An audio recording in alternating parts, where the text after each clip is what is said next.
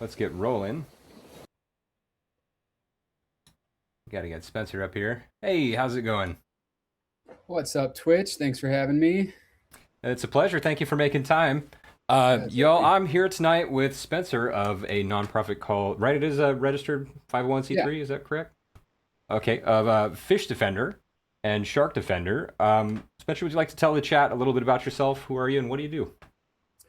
Yeah, I'm a scientist. I study marine ecology, shark conservation, specifically ichthyologist, and I am studying at the University of Miami. I'm a PhD student, and I'm also an environmental journalist, activist for sharks. I think we're getting into the topic today. I've been focusing a lot lately on land-based shark fishing in Florida, which is a huge problem. We have a lot of people, well, for beyond just the reasons that, and I'm not sure what kind of audience we have here today, but beyond simply the fishing and killing of sharks, we also have a big problem with violating state laws on shark protections, and in It fact, does seem federal laws. sometimes like in Florida, they're more like guidelines, doesn't it? Yeah, we don't have a lot of enforcement, and we have a lot of conflicts over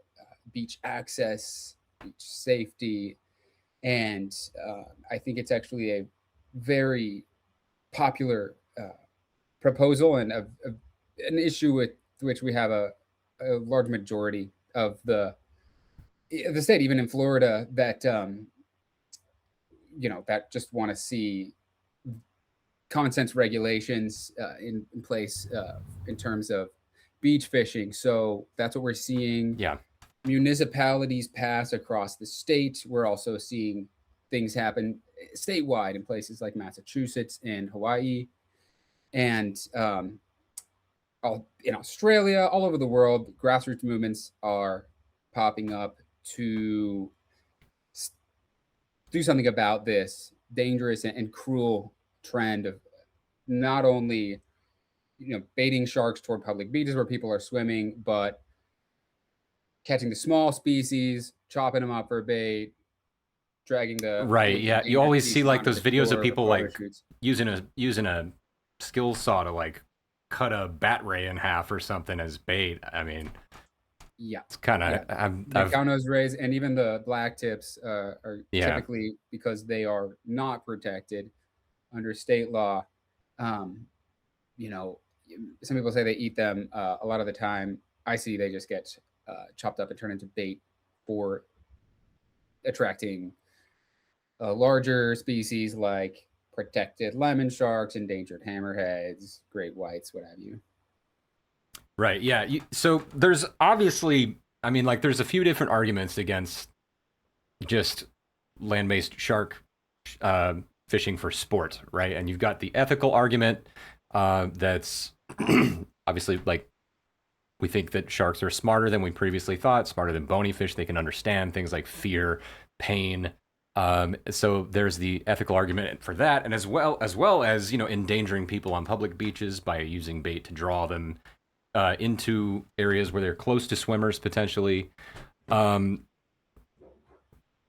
but there's more to it than that. Yeah, there's an There's the ecological angle argument as of well. I'm not sure that I've seen a compelling argument that sharks are smarter than other fishes, but I'll also add you don't have to be smart to feel pain and right. to to suffer.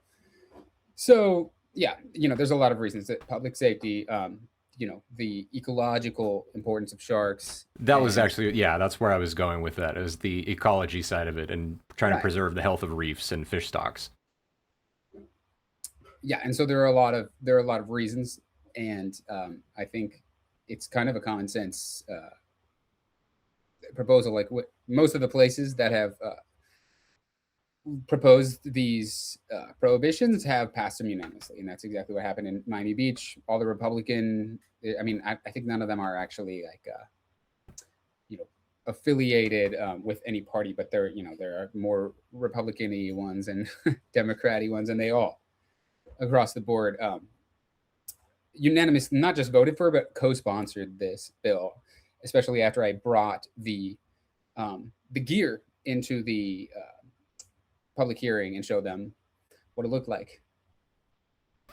Right. So, you helped pass some new legislation in Miami Beach that's caused quite a stir. It doesn't seem to be publicly posted yet. So, to help us understand what we're talking about, what exactly like I saw the YouTube video where they voted on it. It seemed like it was unanimous. It was over very quickly. Yep. What exactly does the verbiage in the legislation say? Yeah, actually, the city posted an official press release yesterday, Okay, so good. you can find that. I think it's still up on my story, Instagram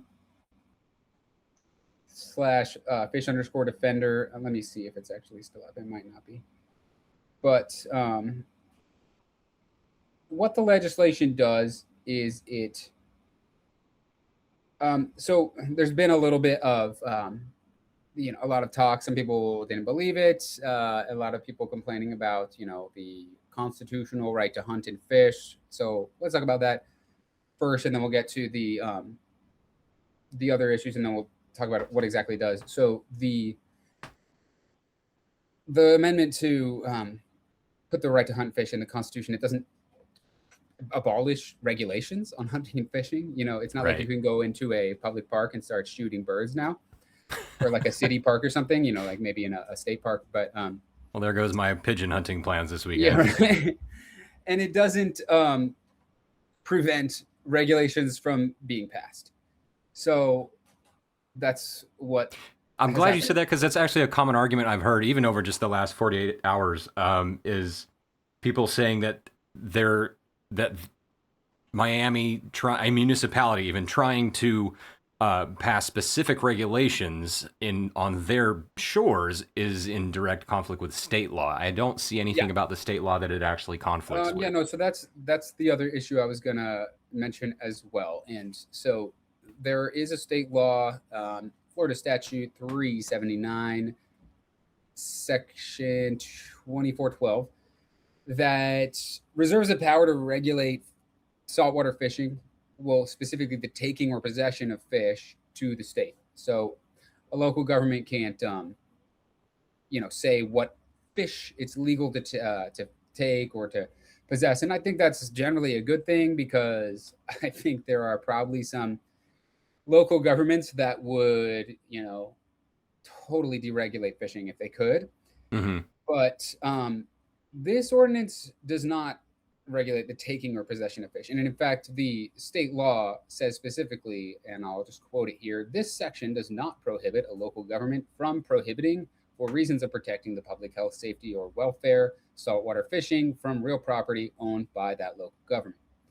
And we're not even going that far as to prohibit saltwater fishing, but really just regulating the size of fishing gear that can be used on the public beach. And there's a long precedent for this. The first ordinance on land-based shark fishing was passed in 2009 in Delray Okay. Beach in close cooperation with FWC.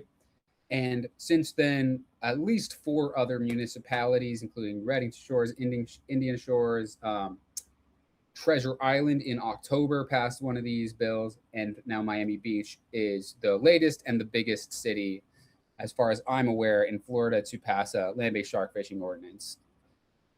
So yeah, it's well within the municipal government's right to and authority to regulate the fishing gear that can be used on a beach. And what we're talking about with land-based shark fishing is generally commercial grade gear repurposed for surf fishing. So we're talking about, and I actually have the rig here. So let me just ask my wife to go grab it. Grace, can you grab the fishing gear? Ooh, I love visual aids. Yes. So we're talking about huge hooks. Like you can't catch you can't catch a mullet with this hook. You can't. And like when you think of fishing, and I think maybe a lot of people, when they're imagining and they haven't watched a ton of videos of this like I have, imagining just a guy casting from the shore. It's quite a bit different than that. We're talking about huge baits like chopped Oh yeah, stingrays I've or seen smoked whole sharks. bluefin tuna heads, all kinds of stuff. Yeah, yeah, and often like the bait is deployed with a kayak or a drone. Hmm. And actually, the Texas Department of Wildlife and Texas Parks and Wildlife actually just the other month issued a press release saying that they had actually reviewed the federal law on drone fishing, and it's very clear under the Airborne Hunting Act that drone fishing is a federal crime. So the states just aren't enforcing it, and they're not enforcing their own laws either. So that's why. Oh, I think it's under the. It's on the top shelf under the free dive gear. Yeah, I'm actually a Sorry. commercial drone pilot myself, and it is kind of like the Yeah. Wild West right now with the regulations on that stuff and the enforcement. It's kind of wild.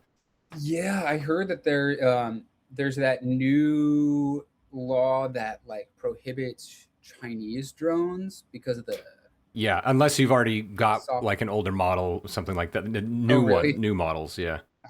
Okay, that's nice. Yeah, these ones, there's a few manufacturers of these drones, and thank you. I've seen them. They're like some bright green and orange ones, and they'll Yeah, have that's like a. XPC, and then the red ones are Swell Pro. Okay, And yeah, I've heard of these that one. companies are advertising their products to be used for illegal poaching. Like very clear, it's great. I mean, like the drone fishing itself, if it's a federal crime, that's one thing. But then they will have like we have these state laws protecting sharks, and we can get into that. Like in the under the FWC code, it's very clear that prohibited shark species like hammerheads, tigers, lemons, etc., cannot be dragged out of the water. They can't be held for. They should be immediately released. They can't be held for a photo shoot for social media And or for if I can some. interject really quick, so what is Yeah, exactly the regulation on that? So like you're not supposed to remove them from the water. Now is that like take the gills out of the water, or like how? What are we talking about specifically? yeah. Well, let me just read it to you. Let's see. Florida. It's Florida Administrative Code, Chapter 68B, Section 44, Subsection 4, Rule 3. And I should just have this bookmarked, but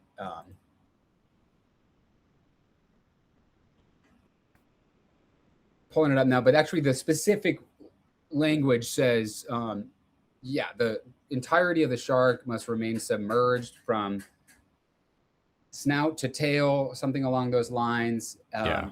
and immediately released without delay. It does say this shall not be construed to prohibit temporarily lifting the head to remove the hook.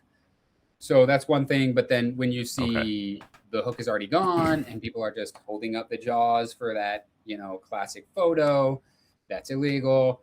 Or if they are, all kneeling beside the shark to get a photo like that, while the It hook it is almost in, seems it's kind of not. vague, like the difference between like when somebody's slam dunking or showboating. You know what I mean? Like it's kind of not. It's kind of hard to like specify exactly when it's too much. You know what I mean? But I know what you mean. I've seen the videos of like in Jensen Beach last year, there was a guy who pulled a juvenile great white almost all the way out of the surf. And the tails and the video is still out there.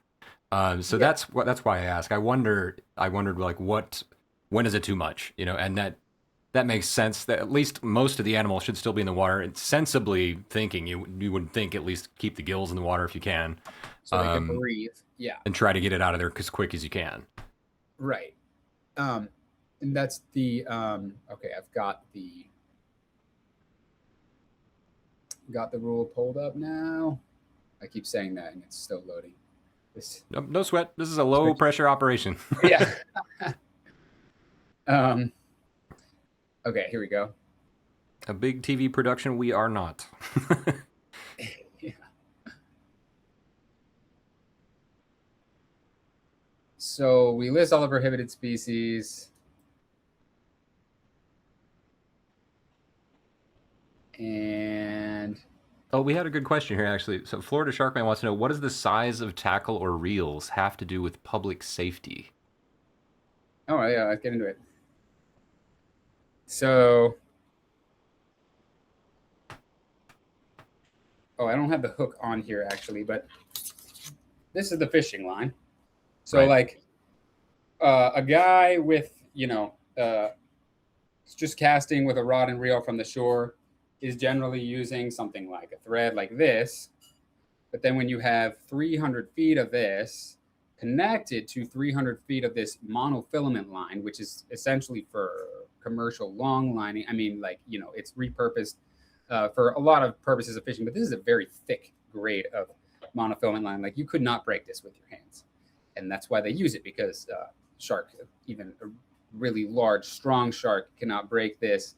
If a diver encounters it. So one of my That's my friends worst nightmare as a swimming diver. off Miami Beach, yeah, found this in the water and with baited with the head of a blacktip shark, right? Which Mm-hmm. means that they caught the blacktip, they were not satisfied, they wanted a larger shark, and we have 300 feet of line in this public swimming zone right next to this new reef line art installation, which is like a ecotourism attraction, Oh, and so people are like snorkeling there, and yeah, yeah, and yikes. it's where they're trying to do coral restoration and stuff, and then you have this big like spinner hook which is sinks to the bottom, and then you can imagine this dragging along the sand. This could easily tear up soft coral, and and if somebody got entangled in this, like that's a safety hazard. And then here's the hook.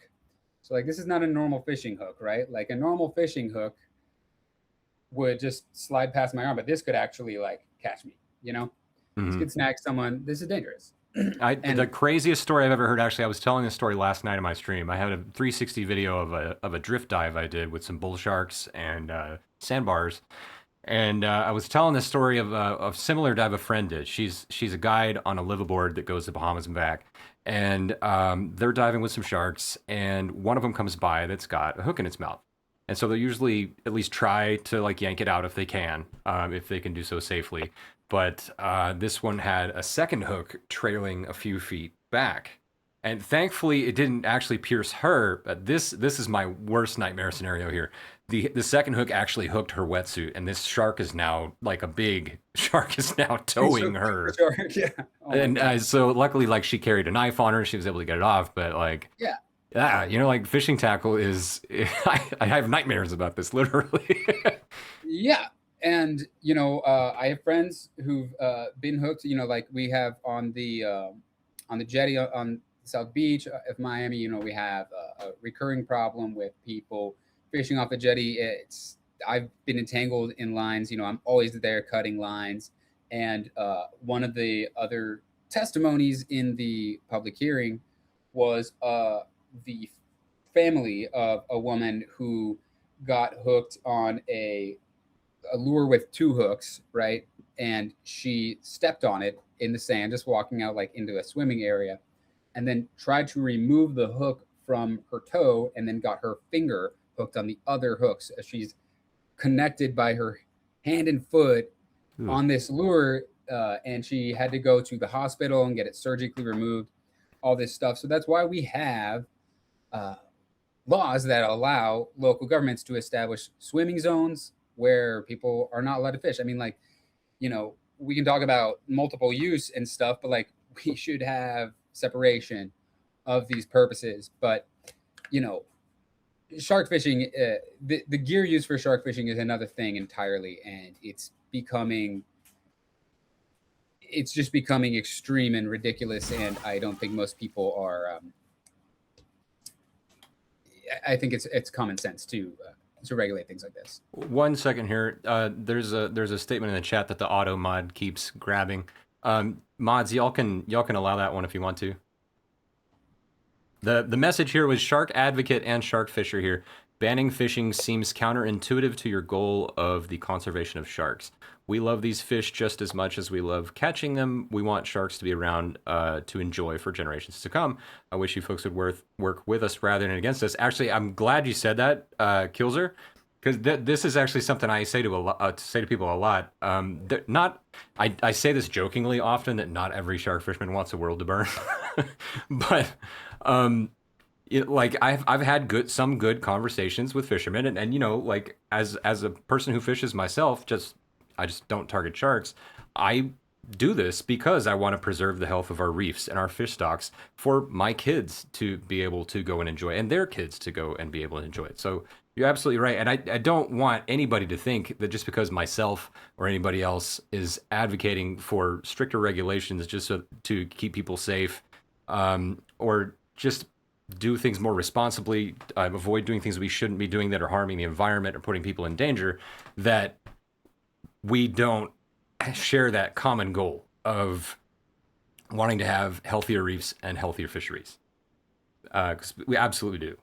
And I'll say that with my dying breath.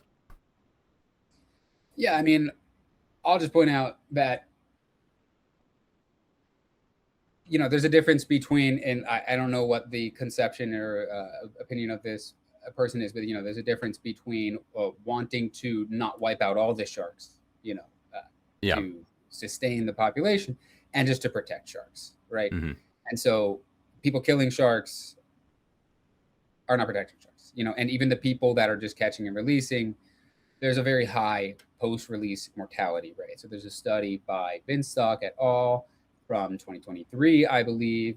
They put trackers on 41 sharks, and after 41 days, almost a quarter of them were dead. And that's across all the species. So there was almost 50%. What was the location mortality. again? What's that? What was the location of that study again? Texas. Texas? Okay. Yeah.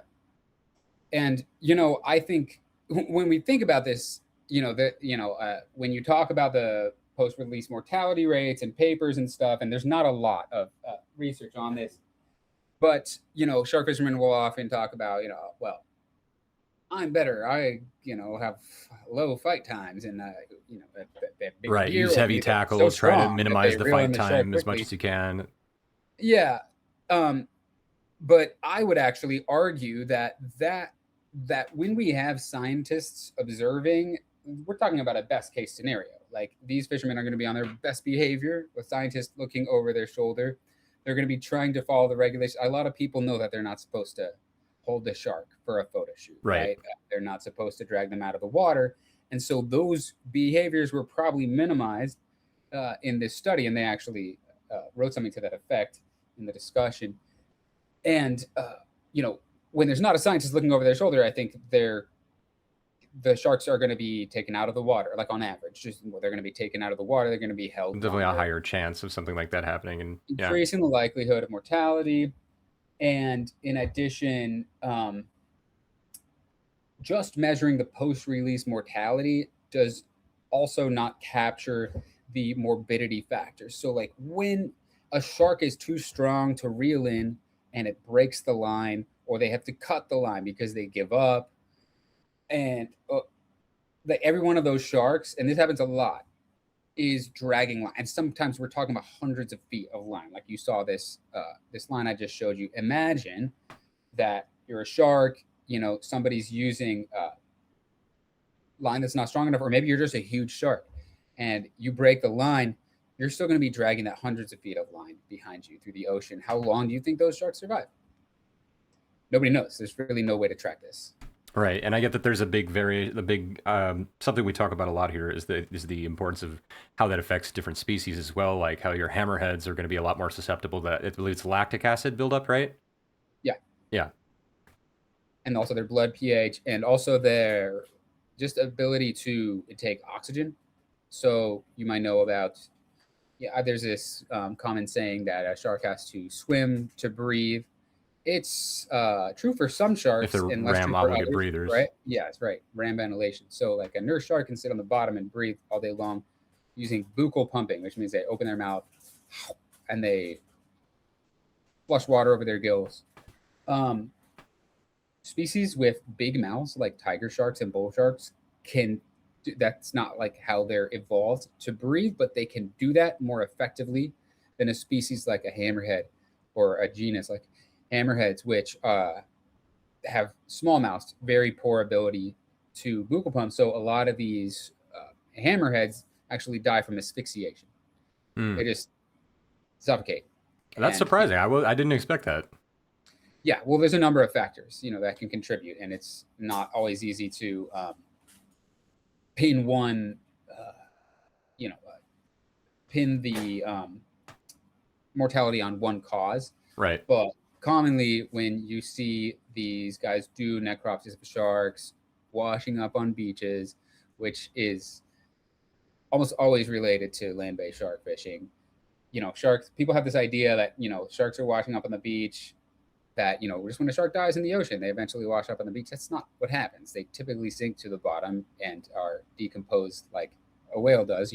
Everyone knows about whale falls. Or fed on by smaller things, Yeah, whatnot. look, you can look on iNaturalist and you can actually filter for dead animals, and you can Hmm. do it with look up the great hammerhead, for instance, Spermacaren, and you can filter for dead ones, and you'll see the map looks exactly like the places where land-based shark fishing occurs: Texas, Florida, up to the Carolinas, and basically to the end of their range in the United States. And every one of these photos, if you look at it, it's a shark washed up on the beach. A lot of them, you can actually even see the hook in the photo that someone uploaded. It's very clear. And people are finding these sharks washed up dead all over Florida. Like last year, there was. Yeah. I live in the Treasure Coast. Out here, we had like three just last year that I know of. A couple Yeah, bull sharks and a big tiger. yeah. So this is land-based shark fishing.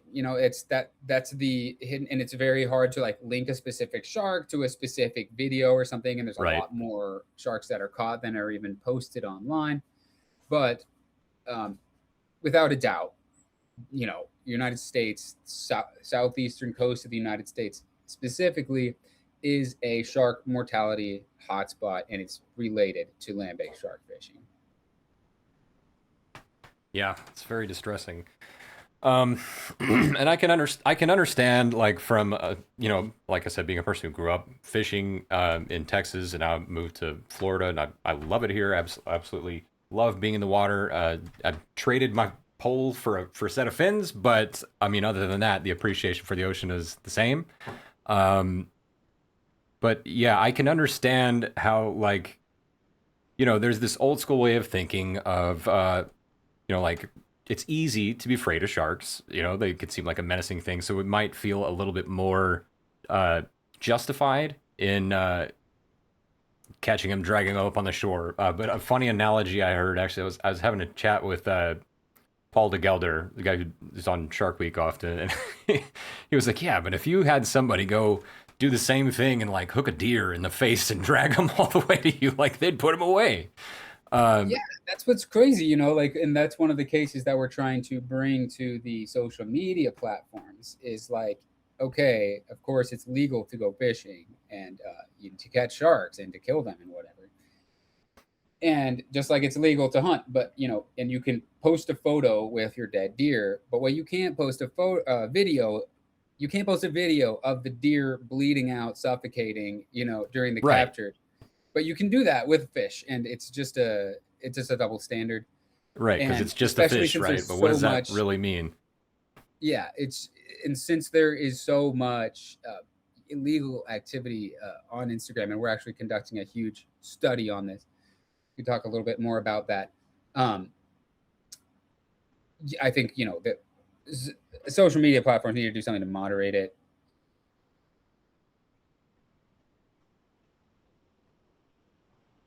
Yeah, yeah, it's a tough thing.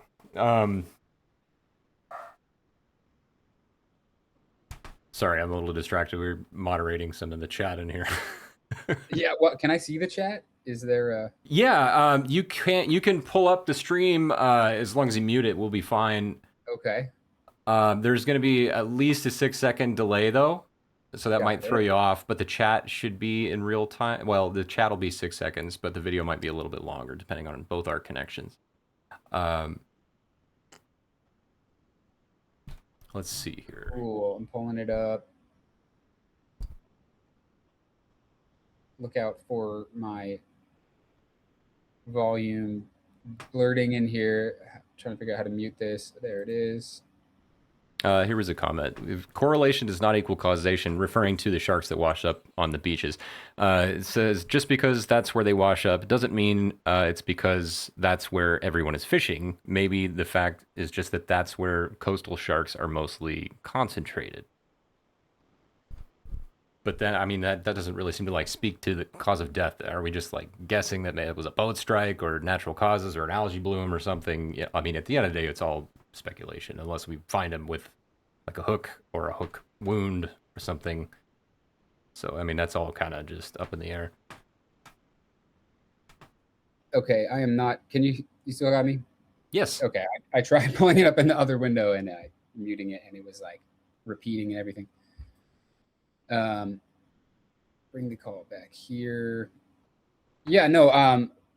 There. I mean, correlation never equals causation, but when you have very strong factors and you have no other explanations, this is how science works. You eliminate other explanatory factors, and I'm not saying that we're not only looking at the geolocations of people posting dead sharks, but also the geolocations of where people are posting sharks being caught on Instagram. So we have, a heat map all over and it goes from, Texas to up all the way up to New York.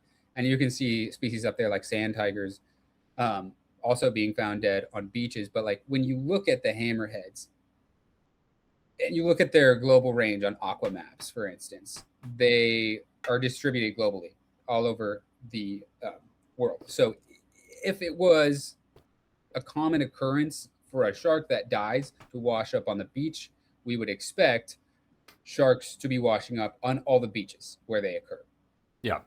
And instead, what we're finding is only sharks washing up dead on the beaches where people also post land-based shark fishing videos. And we're seeing the sharks with hooks in their mouths. The causal mechanisms are very clear. Yeah, I mean, there is a difference between there just being a correlation of those two data points crossing and finding like a smoking gun like that. Like if you get there and there's a hook, like or like pretty self-explanatory. Yeah. So, to dial it back a little bit, can you tell me about the origins of your organization, Fish Defender? How long have you been doing that? And how did it come about? Yeah, we started last year. Oh, pretty recent. Okay. Went through the whole 501c3 tax filing process. It's very long and complicated, but a lot of it was the motivation to do something about this issue. I think the first video or a couple videos I posted about it, whereas before Fish Defender was an actual thing, org, I guess. And that was just my, my social media name. But just started getting into more serious advocacy and also research. It needed a vehicle to process funding and organize things, and it just made sense to dive in and start a nonprofit. So we did, and shark fishing is the big thing we're focusing on right now. But the main, I think, core of our mission with Fish Defender is to inspire people to recognize and rediscover fish as wildlife and reclaim ichthyology in the way that we see ornithology today. We see all these people excited to go see birds, to identify them, to post them on iNaturalist and social media, talk about, all these excited about the small species, like the little bush tits and the sparrows and stuff. And when I get in the water, and it's funny because I love birding, but you can get so much closer to fish, and they're so much more interactive and less afraid of you. Even sharks sometimes, depending on the species. It depends on the species. Man, I've had the worst luck with sandbars trying to eat my camera. Yeah. And it depends on like the context too. Like when you're talking about fed shark diving, those guys are obviously conditioned and stuff. But fish will come right up to you. Like damselfish will be attacking you to protect their nests, and Yeah. And groupers your will come Titan up to you just out triggers of and whatnot. Like curiosity, you hear all the nightmare stories about those. Yeah, love those guys. Ungovernable. But yeah, people, I think we as a society have been indoctrinated to see fish as a second class wildlife status. And this has had terrible, catastrophic consequences for And I our. mean, maybe this is just my speculation, but I'm sorry to cut you off. But No, it seems like a lot of that is just because fish have less of an ability to show expression. Like we see yeah, there's a, expressionless eyes, and it's easy to just kind of tune out consideration of like what is this actually doing to this animal. that's one factor for sure. Um, I think there's also a social engineering factor. Mm. So, like when we talk about the way that wildlife is regulated in under the law, we have, and this is something that originally a fisherman made this point to me. Just in the United States, for instance, when we set laws and limits for hunting ducks and deer, we have independent biologists in the Department of Interior working on assessments, setting those limits in, and the same is true for freshwater fish. Yeah, one of them Generally, actually has blocked me on all platforms for asking him a question, believe it or not. one of who?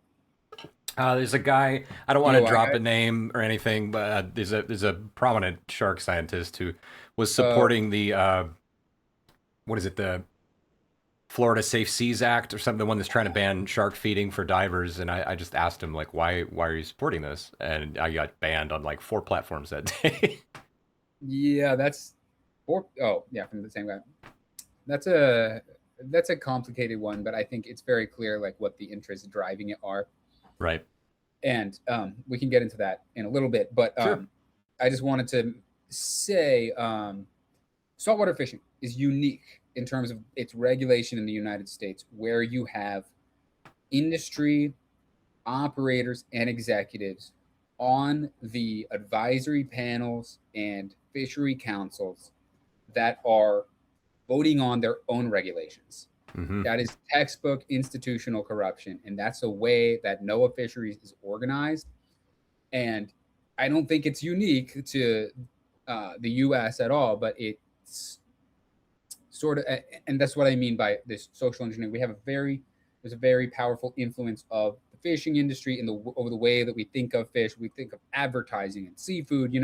They rename species. I'm sure you've heard all about this. How they Right. coined the Flake and Chilean all sea that. bass because the Patagonian toothfish was not a tasty sounding word and all that. So we are encouraged to conceptualize marine wildlife as food or as resources like trees or minerals, as opposed to wild animals, like we relate to terrestrial wildlife and like we regulate them legally. So that's Fish Defender's mission, is to inspire the world to recognize and rediscover fish as wildlife. Um, I just want you guys in the chat to let you know I'm not intentionally ignoring you. I just don't. I'm trying to keep a good flow going here. I do want to take questions from the chat as we can. Kilzer asked, "How often is there a smoking gun?" I don't actually. Spencer, I don't know if you can speak to that, but that's referring to what I said about they're like actually finding a hook in the mouth of Yeah, the shark. I can't actually answer that. Just to reiterate, I'm not a scientist. I'm just a nerdy diver who reads about them a lot and reads publications and things like yeah. that. And well, Um, there's not really any science on this yet. So that's something that yeah. we're going to be doing, looking at these iNaturalist posts. There's not really a systematic way to comb beaches for sharks. I wish there were Hmm. people, out there every morning on the beaches looking for these sharks. We would probably find a lot more of them. But I can tell you anecdotally, a colleague of mine put together a spreadsheet of just sharks that he saw posted just great hammerheads in Florida last year, and he wasn't even systematically searching for these. This is just things that he came across online or people sent him, and I think he had something like 14 hammerheads, and I could pull up the sheet, but majority of them had a visible hook just in the photos, that were posted. And then sometimes if there's no hook, they remove the hook, like, and that's a big reason that people uh, are dragging the sharks out of the water is because they don't want to buy a new hook. The FWC regulations tell them actually to cut the hook with bolt cutters. Mm. To that's not a requirement, but if you take the course, it says many times, it shows you the bolt cutters you should buy so that you don't have to drag the shark out of the water. But people don't want to lose their hooks, so they drag the shark out, or they want the social media photo, all the reasons above. So It seems like a lot of the time they really don't yeah, there need may or to may either. I not be a see hook 'cause some they get the people who hook out. actually like know how to do it, and they'll like hit the head of the hook with the back of their palm or something and pop it out. But I'm sure that's not Yeah. always an option, especially if something swallows a hook or whatnot. Yeah, if you Yeah, hit like the hook that. from the back, you can pop it out. I've seen videos where people do that. I've also seen people trying that 20 times and just punching the shark in the face, basically, before they bust out the hook remover. I've also seen videos of people remove the hook underwater, like completely compliant with the regulations. Even guys who have tons of videos dragging the shark out of the water, showing that they can actually pull the hook out underwater without removing the shark. Right. So you do actually So, know the right way to do it. It's kind of funny. yeah, but obviously, if there's no enforcement or incentive to do the right thing, or in fact, maybe there's an incentive not to, because you're not going to get the clicks or the views online, then you're going to be wanting to drag the shark out of the. Or if you're running one of these charters where you have like a family that all wants a photo with the shark, well, you're going to want to, get that shark high and dry on the sand, so all the aunts and uncles can gather around and take Yeah. a bunch of pictures, and if they don't like them, you'll take them again. It's just it's obscene. Yeah, clout chasing can unfortunately bring out the worst in people, and like people like myself, some divers and conservation advocates are no different. Like you've got folks like Ocean Ramsey out there who will like ride on the fin of a great white for clicks, and sure they do good things with that attention, but it's like, come on. So Yeah, I have a we quick could talk question. about the. I'm sorry, did you want to respond to that? Oh, I don't tend to like invest my energy on the tourism stuff. Mm-hmm. It's I do have opinions on tourism. I don't like I don't do fed shark diving, but I don't like knock anyone for it, and I definitely don't invest my energy, and I see so much animosity online. I wish these people would sometimes direct their um, energy toward fishing, where people are actually killing the sharks. Right. And fed shark diving is complicated. Like, I know there's a lot of instances where it displaces fishing, and that's a win for sure. Like even in Florida, that's the case. A lot of these shark tourism charters are run on former fishing boats, and that's good. And especially around the world, like the success of shark tourism is a lot has to do with fed shark diving. But Yeah, I was just reading about one from Project Hugh, was Madison mhm, Stewart's thing, I think, yeah, and really interesting story about how a bunch of large fishing vessels somewhere in Indonesia was like normally they'd be catching a bunch of sharks, but that one year she just hired them all to do, I think, research trips and ecotourism trips, and yeah, they're not no sharks were large caught that whole season. vessels. They're small, and it's a small fishing village, and that's a lot of the some of them are larger than others, but they're I'm pretty sure like almost all those boats are smaller than a Florida sport fishing boat with like the big tower and all that. But they, like it's, and I don't know exactly like what their tourism operations consist of. I know Madison. I could ask her more specifically. I know they're doing more research stuff now, and all that's good and everything. I also just kind of wish that people, I don't know, we have this culture in diving where we want, for me as an ecologist and a behavioral scientist, I am interested in seeing sharks and their natural habitat interacting with their Right. ecosystem. And You that want to means you're observe going to see less behaviors sharks. unaffected by your presence there. Yeah, I mean they'll still be affected. They know you're there before Right. As much as you you see can. them. Yeah. But they and some sharks you won't even see underwater, like black tips. They are incredibly shy. They know when Right. they know where you are long before you are aware of their presence, and they go around. So almost nobody has good videos of black tips underwater. But I have some interesting research ideas for that. But yeah, like we spend so much time, I think, online and in this like shark conservation community, like arguing about ethical tourism. And I have my opinions on it, but I sometimes like,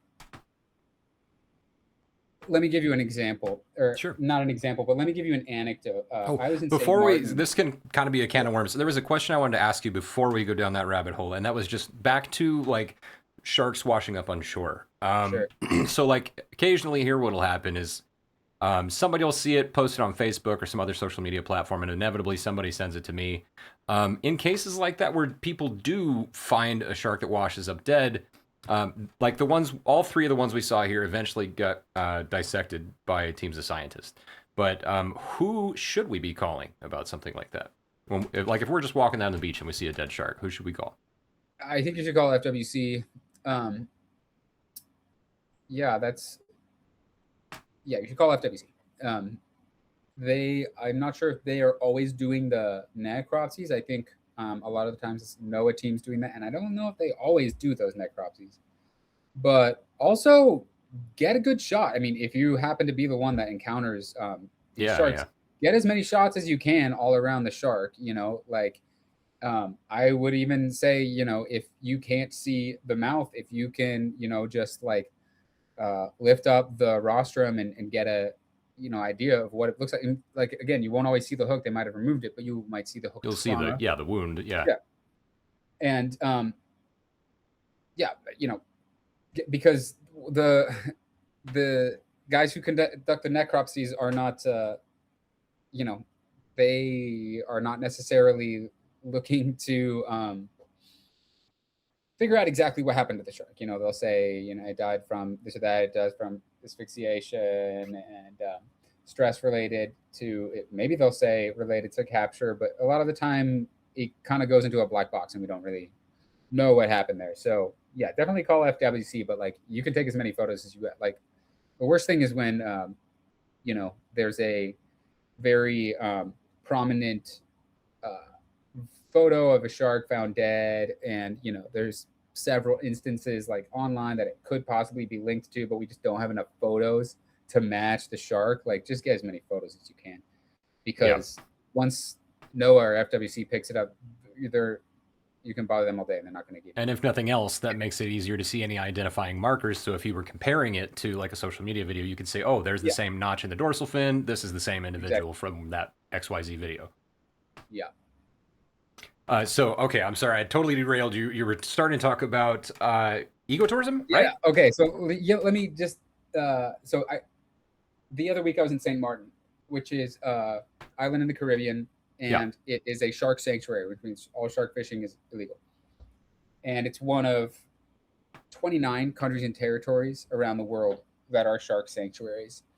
And let's come back to that, because I remember in an earlier chat you were talking about, you asked a question that I know the answer to. Okay. But anyway, St. Martin was very interesting to me because there was a study that looked at all the countries in the world and looked at their shark protection policies related to shark finning, and it found that shark sanctuaries were really the only effective national policy in terms of decreasing or changing the trend of shark fishing mortality.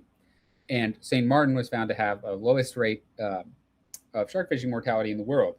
So we went and checked it out, and we went on a few dives with this one charter who has done a bunch of research stuff with researchers from around the world looking at sharks. And he told me a story of this one scientist to who came on his boat, and they were going to do some shark tagging, and she was giving him all this shit about fed shark diving. And she was first talking about shark tourism and how important it was, and but also talking about how fed shark diving, criticizing fed shark diving. And I do both of those things, and I think a lot of divers and even tour operators who do fed shark diving criticize those things too. There's different ways to do it, and there's definitely better and worse actors. Yeah, I But definitely believe there is ethical, like, even though I'm for it, and there's caveats there, and I definitely think there's right and wrong ways to do it. There's safer ways to do it, and more ethical and less ethical ways to do it.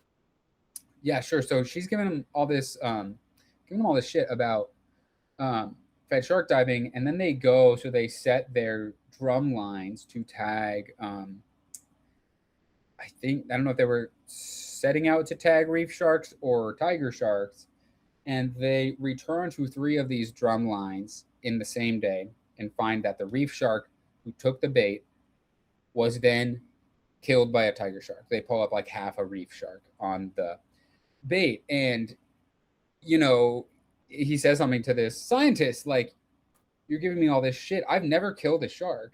You just killed 3 sharks in one day. So like, can we talk about that?" And that's what I'm, like, people are all the time like going after Ocean Ramsey. Like, it doesn't bother me. Like, I know I don't condone like grabbing and riding on sharks and stuff. I know she doesn't really do that anymore, but like, scientists should also be criticized. Like where is all the criticism of these lethal research methods? Like, I'm not Yeah, denying that they can contribute to conservation, but like, we should have harder conversations about what the balance is in terms of how many sharks it's worth it to kill to and what's the payoff. Like, how is that data going to be used toward shark conservation, or is it just to publish papers and just to know more about the sharks? Because I don't, I mean, I guess we could have a conversation about that if people think just the knowledge is worth cracking a few eggs, to so to speak. That's one thing, but I think we're like allergic to this conversation about lethal research methods and the post-release mortality from research fishing. And I think it's just a hard conversation we should have, and maybe we should be a little bit more critical of ourselves and everybody. definitely. Yeah, no, I've seen pictures of some studies that were done where, like, you hire a commercial fisherman to maybe go out and collect, like piles of, see, these like dogfish they'll have in their Yeah. little 20-foot center console, like up to their waist, of just like dead dogfish. And it's like, dude, like, what are you sampling? What are you collecting? Did you really need to kill them all? Like, Yeah, and it's a lot of the wild. time it's like, to conduct stock assessments and things like that. Yeah, But, like, when you think about how we regulate, how we treat other wildlife, we don't do that kind of thing. And I understand that it's harder to count sharks, obviously, but, there are guys like Randall Arauz in Costa Rica who tag sharks underwater on scuba, and it's fucking cool. Like, I think a lot of scientists would like to do some. Obviously, you can't get by the there's way, many I don't species mean you to can't mother get. you, but I gotta be that guy right now.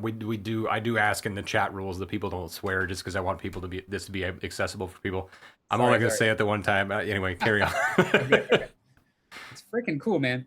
Yeah, there you And yeah, I mean, that's maybe not feasible for every situation and stuff like that. But I think we should be trying our best to use those kinds of methods, or to just ask like, how much do we need this data is there another Right. way to study sharks? I think a lot of people want to observe. I mean, there's so much we can learn from studying sharks underwater. Like we have, it kind of disappoints me to see like every, not even just every shark lab, but every conservation org turning into like a shark tagging thing. Like I'm not denying that we can learn really important things about sharks and we can use those data for conservation, but we try to minimize. Well, we should just have more conversations, and this doesn't just apply to sharks; it applies to science, is wildlife biology across the board. We could be more conscientious about the harm we're causing to these animals and how Right. to Yeah. Like if there's a way to get the data you need with the least impact, then why not choose that? Yeah. And we should always be trying to pursue that goal, I would think. That makes sense. There was a question that, again, chat, I'm so sorry for my slowness at responding to these, but there was a question that one of my moderators pinned up here. James A. Elliott 9 asked, may I ask what's the difference between catching a shark or any other saltwater fish? We can even go freshwater for that matter. Are you asking, like, physiologically, what's the impact on the animal? Like, from a shark as opposed to a fish? Sorry, my wife pinned that one. I didn't want to skip it. No, you're good. Must have been a good reason. That's a great question, and I don't think there's really a good answer. Like we talked about the physiological stress on certain species of sharks being higher than other species. But I think there are also species of other fish, teleosts and things that maybe endure more stress, have higher post-release mortality rates than some shark species. I don't think there is I don't think there's a good objective argument that it's worse to catch sharks. I think well, there's the ecological argument, and a lot of sharks, play an important ecological role as predators. Some of them are apex predators. A lot of them aren't. We talk about sharks being apex predators. A lot of them are little meso predators and stuff. But just from And for anybody that might be curious, mesopredator, could you describe what that is? like in the middle, meso meaning middle. So like Right, not top of the a food black tip. chain. Yeah, that eats little grunts and groupers, but gets eaten by a hammerhead or something like that. Yeah. Thanks. So yeah, I'm not sure that there is really a compelling ethical or objective argument that sharks are more valuable or inherently than other fish. And I mean the same thing goes for sharks and marine mammals, right? Like we're always talking about I a lot of the time when I talk about shark advocacy and things, and this is why I focus on recognizing sharks as wildlife. People, I get this common refrain like, well, do you think there's no such thing as sustainable shark fishing? Can't there be sustainable shark fisheries? And to be honest with you, I don't care. Like, nobody cares if whaling is sustainable, right? Nobody cares if killing dolphins is sustainable. We have a broad cultural consensus that these animals are worthy of protection based on their inherent value, and there's no objective reason to exclude sharks from this category. And I would actually bet that if you polled the country, that most people would want to protect sharks. And maybe it depends on the kind of shark and all this, but a lot of our regulations and our preferences for protecting different wildlife, different animals are not based on any science. They're just based on social constructs. Mm-hmm. And when we're challenging those to protect sharks, it opens this question: why not all the other fish? And And yeah, totally and agree. it's based on things that are hard to quantify. Like we have this. We relate to dolphins and whales. Like we kind of see them as, I don't know, trying to think of a way to say it that's not kind of hokey, but you know what I mean? Like, Well, they're closer relatives to us. yeah, And that's a exactly. thing, and there Or is like probably in terms some of their cognition or how intelligent they are, things like that. People right. attach certain value to that. Um, Yeah. yeah, it's all kind of hard. That's kind of hard to quantify. But the ways too that we evaluate cognition and intelligence are also biased.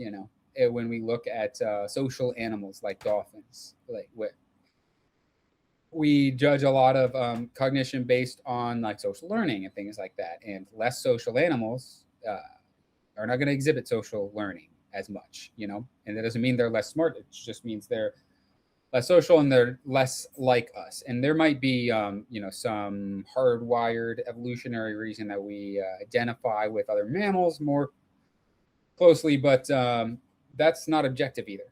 That's just that's also a construct, even if it's Yeah. like a hardwired evolutionary construct. So, yeah. So I mean, so as an ecologist, you probably have a much higher appreciation than the average person for the like ecological value of something in an ecosystem, like say for bees example to pollination, or sharks to the health of reef ecosystems. You want to speak to that for a moment?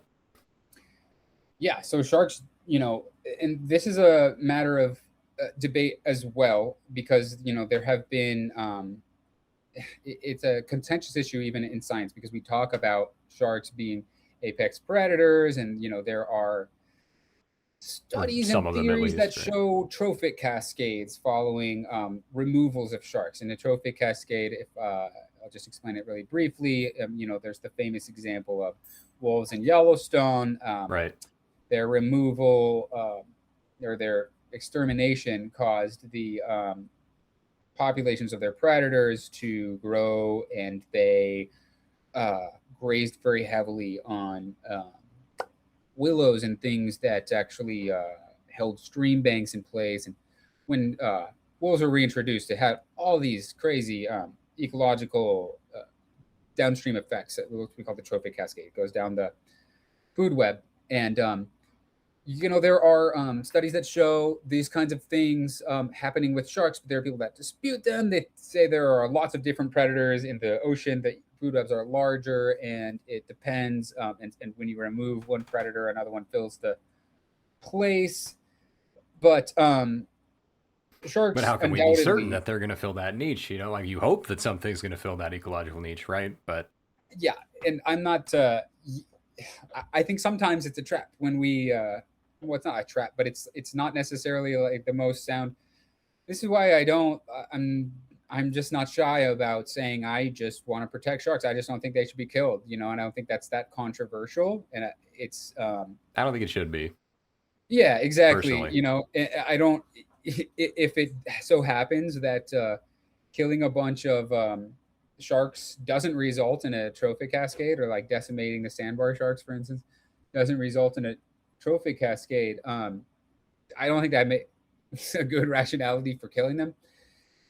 But regardless, sharks do have an important role in ecosystems, and like when we're talking about reef sharks, for instance, they Hmm. prey on some of the larger species of they prey on all sorts of different what we call guilds in an ecosystem. So grazers, um, and corallivores, which are the species that eat Like coral, your like parrotfish. butterfly fish and yeah, parrotfish and all them.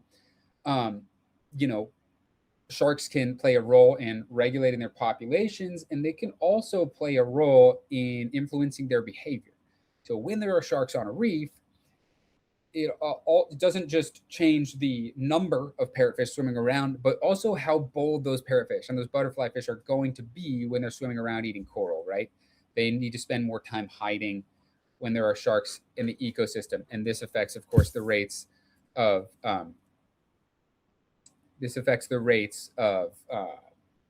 corals being eaten. So, and there's all sorts of other ways that other ecological roles that sharks play, and they're really interesting ones that are hardly studied at all.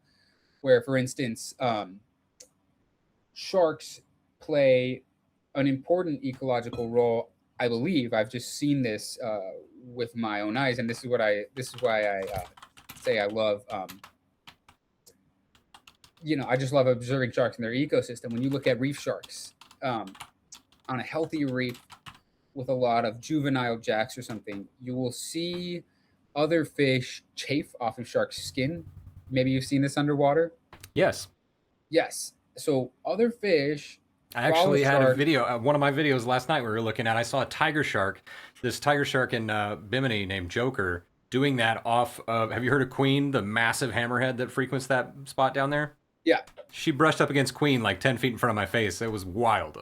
Well, yeah. So sharks will do it off of each other, and Hmm. there are videos of I think silky sharks chafing on whale sharks. There are tuna that chafe on sharks. It's wild. Shark skin is very abrasive, and so uh, other fish species and sometimes the same species, as your anecdote points to, will use shark skin to remove parasites, and that's a really interesting ecological function um, that sharks play. That's not really talked about at all, and it's there's like no studies on it. What happens when you remove the sharks from a reef? Do the reef fish have higher rates of ectoparasites? I would guess that they did, but nobody's actually done that study yet. That's interesting. Yeah. What about the? So one thing people talk about a lot is actually the amount that shark droppings contribute to like feeding things like sponges, algae, anemones, what have you, on the reef. What do you think about that? I'm not very familiar with that interaction, actually. I mean, surely it's everything gets recycled, Mm. and when there are more sharks, there's going to be more shark poop. I mean, everyone's really, I can say poop, Huh? right? I'm just messing.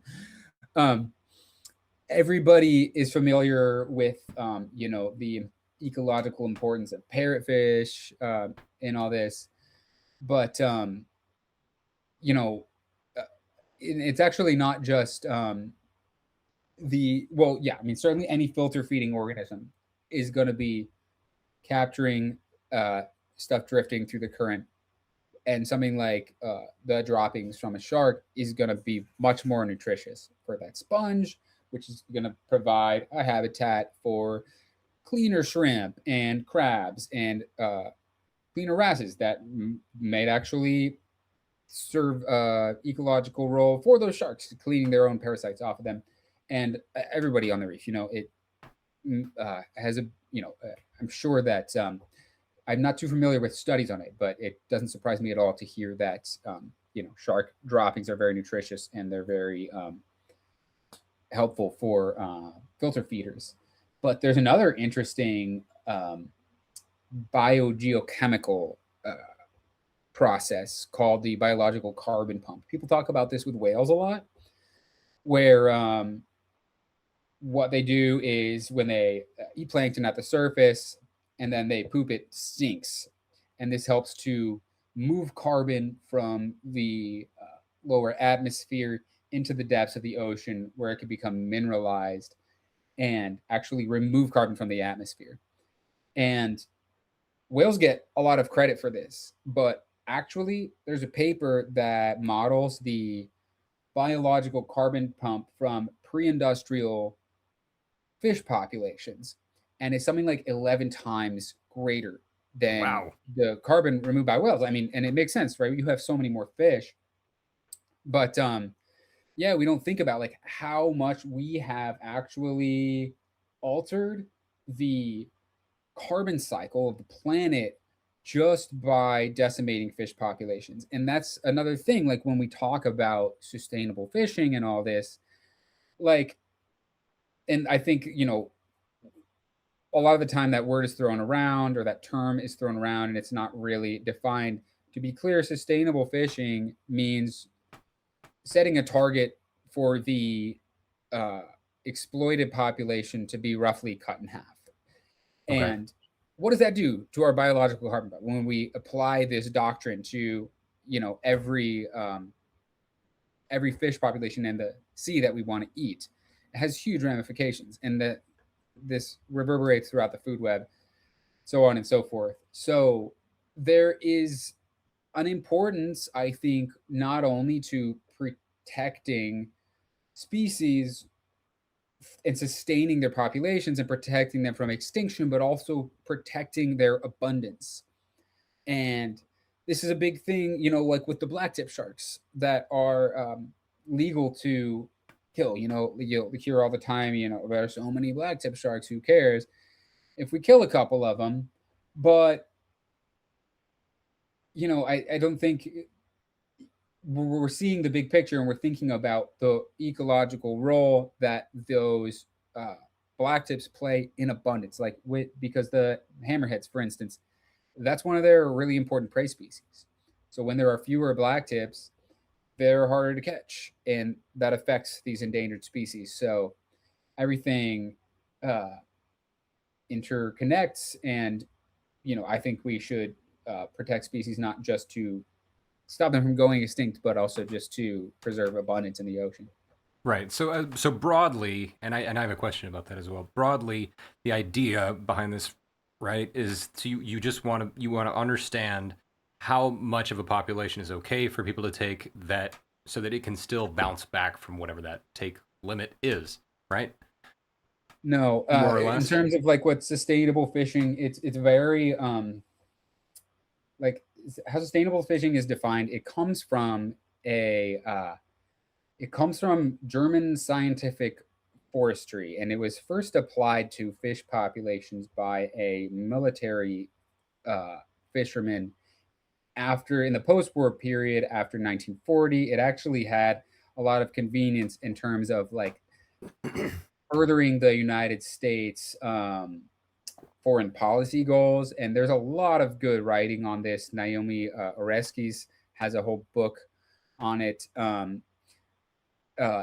Aaron Van Nest has a great thesis on it. I wrote an article for Current Affairs last year. I pitched the title "The Pseudoscience of Sustainable Fishing," and it ended up being titled by my editors "Sustainable Fishing is a Lie." But it's a little bit of a maybe a clickbaity title, but But I mean, the it doesn't seem too far from the truth to me, because I mean, I'll yeah, often ask the question, like, how do we do sustainable fishing when there's 8 billion people on the planet? Like, yeah. So the idea is that it's not like it's based on. So the idea is that we're going for this target of the population of maximum sustainable yield, which is defined as 50% of the carrying capacity, which is something that's very hard to model. So we use what generally is? I'm so sorry, but what the is carrying carrying capacity. capacity? Yeah, that means like the number of animals or the biomass of a population that the ecosystem can support. So, Okay. like, when you look at the growth of a population, it sort of starts. I don't know if I'm doing this. Yeah, it starts when there's a few animals at a. It grows exponentially at first, and then it reaches an inflection point where limiting factors or density dependent factors on the Okay. population cause them to grow more slowly. Maybe that's a bunch of predators, or like the territory that they need, or like the prevalence of disease in a crowded population or something like that. And then the population slows, and eventually it sort of reaches a what we call a dynamic equilibrium in Like a ecology, which means plateau. that yes, like there are factors pushing up with the fish reproducing, and then there are factors pushing down of those density dependent factors.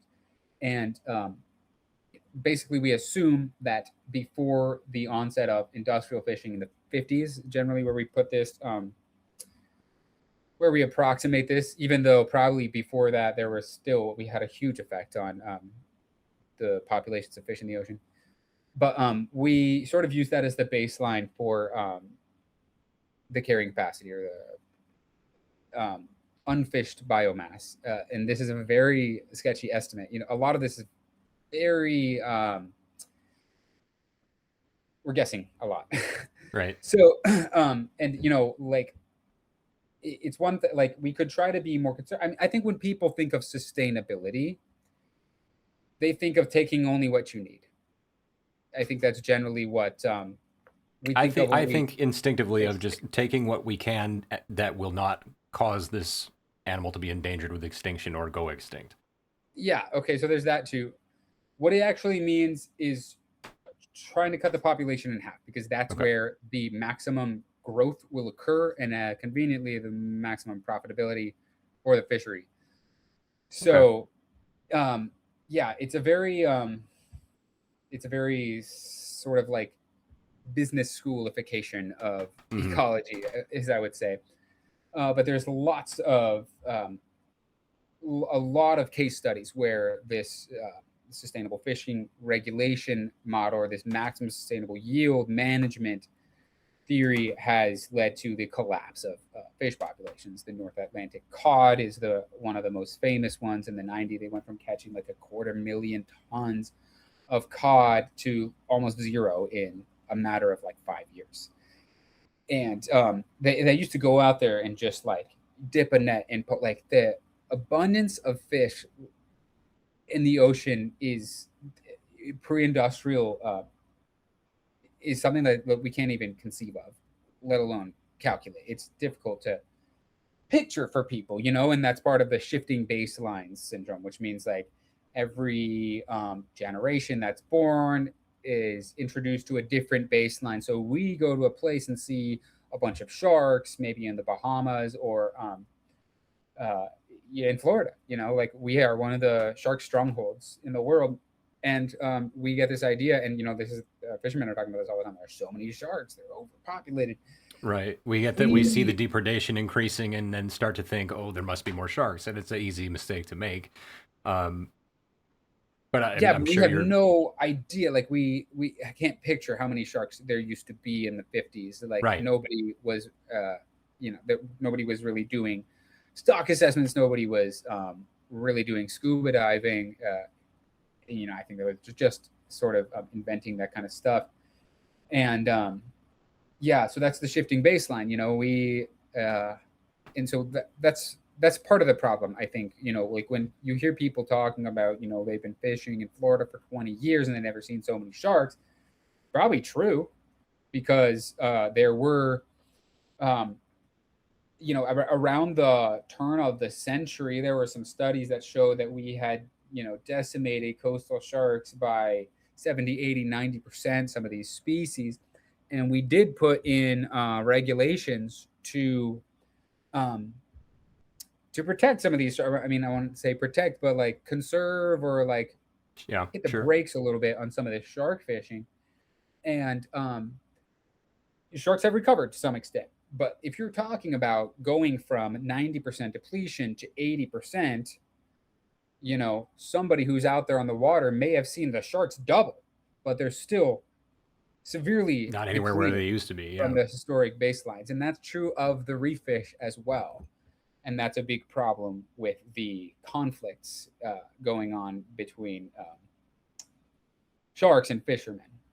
Right. Actually, interestingly enough, if I can do a quick shameless plug for a future stream here, I actually just had a wonderful conversation yesterday with Dr. Stephen Kaijura. He's going to come out here and have a chat with us on March 19th, Thursday, March 19th, where we're going to talk about a study they did trying to mitigate shark depredation with a couple of novel devices and mitigate long line bycatch of sharks.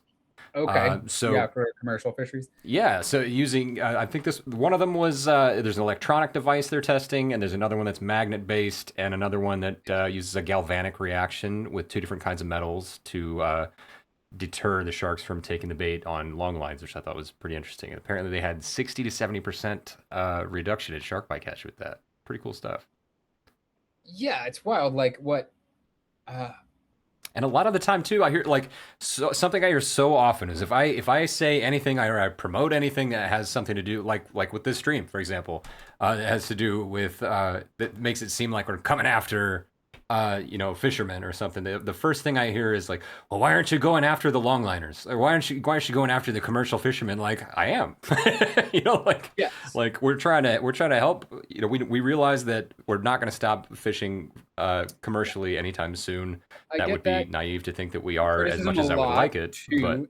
And another thing I'll say is that we are working on commercial fishing. We have a whole campaign against the Shark Act, which actually ties in this whole depredation thing with an attempt to deregulate commercial fishing, basically repeal one it some of the associations, sport fishing associations backing this bill are very clear about their long-term goal to repeal the sandbar shark retention ban and bring mhm. back longline fishing and repeal the Shark Fin Sales Elimination Act to bring back the shark fin trade in the U.S.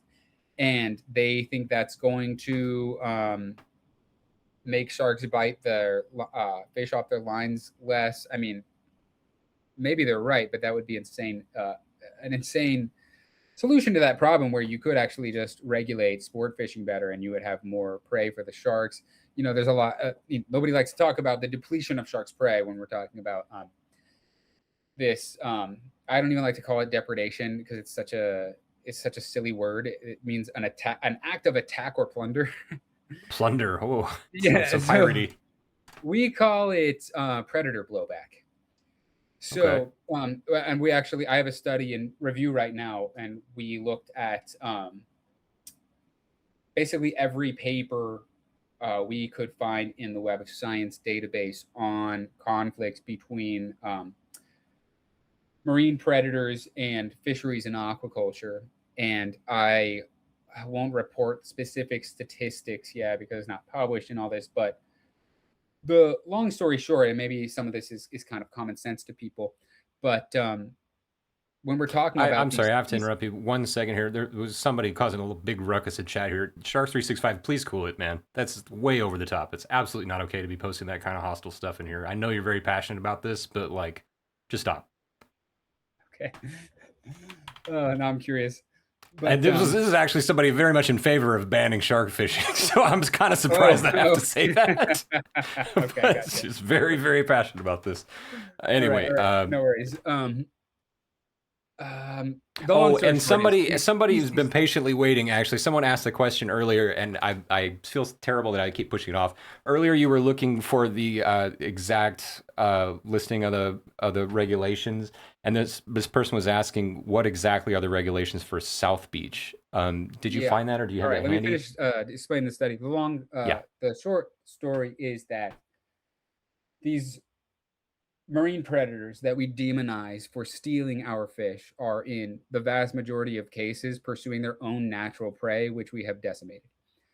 So the specific regulations on um, shark fishing gear in Miami Beach are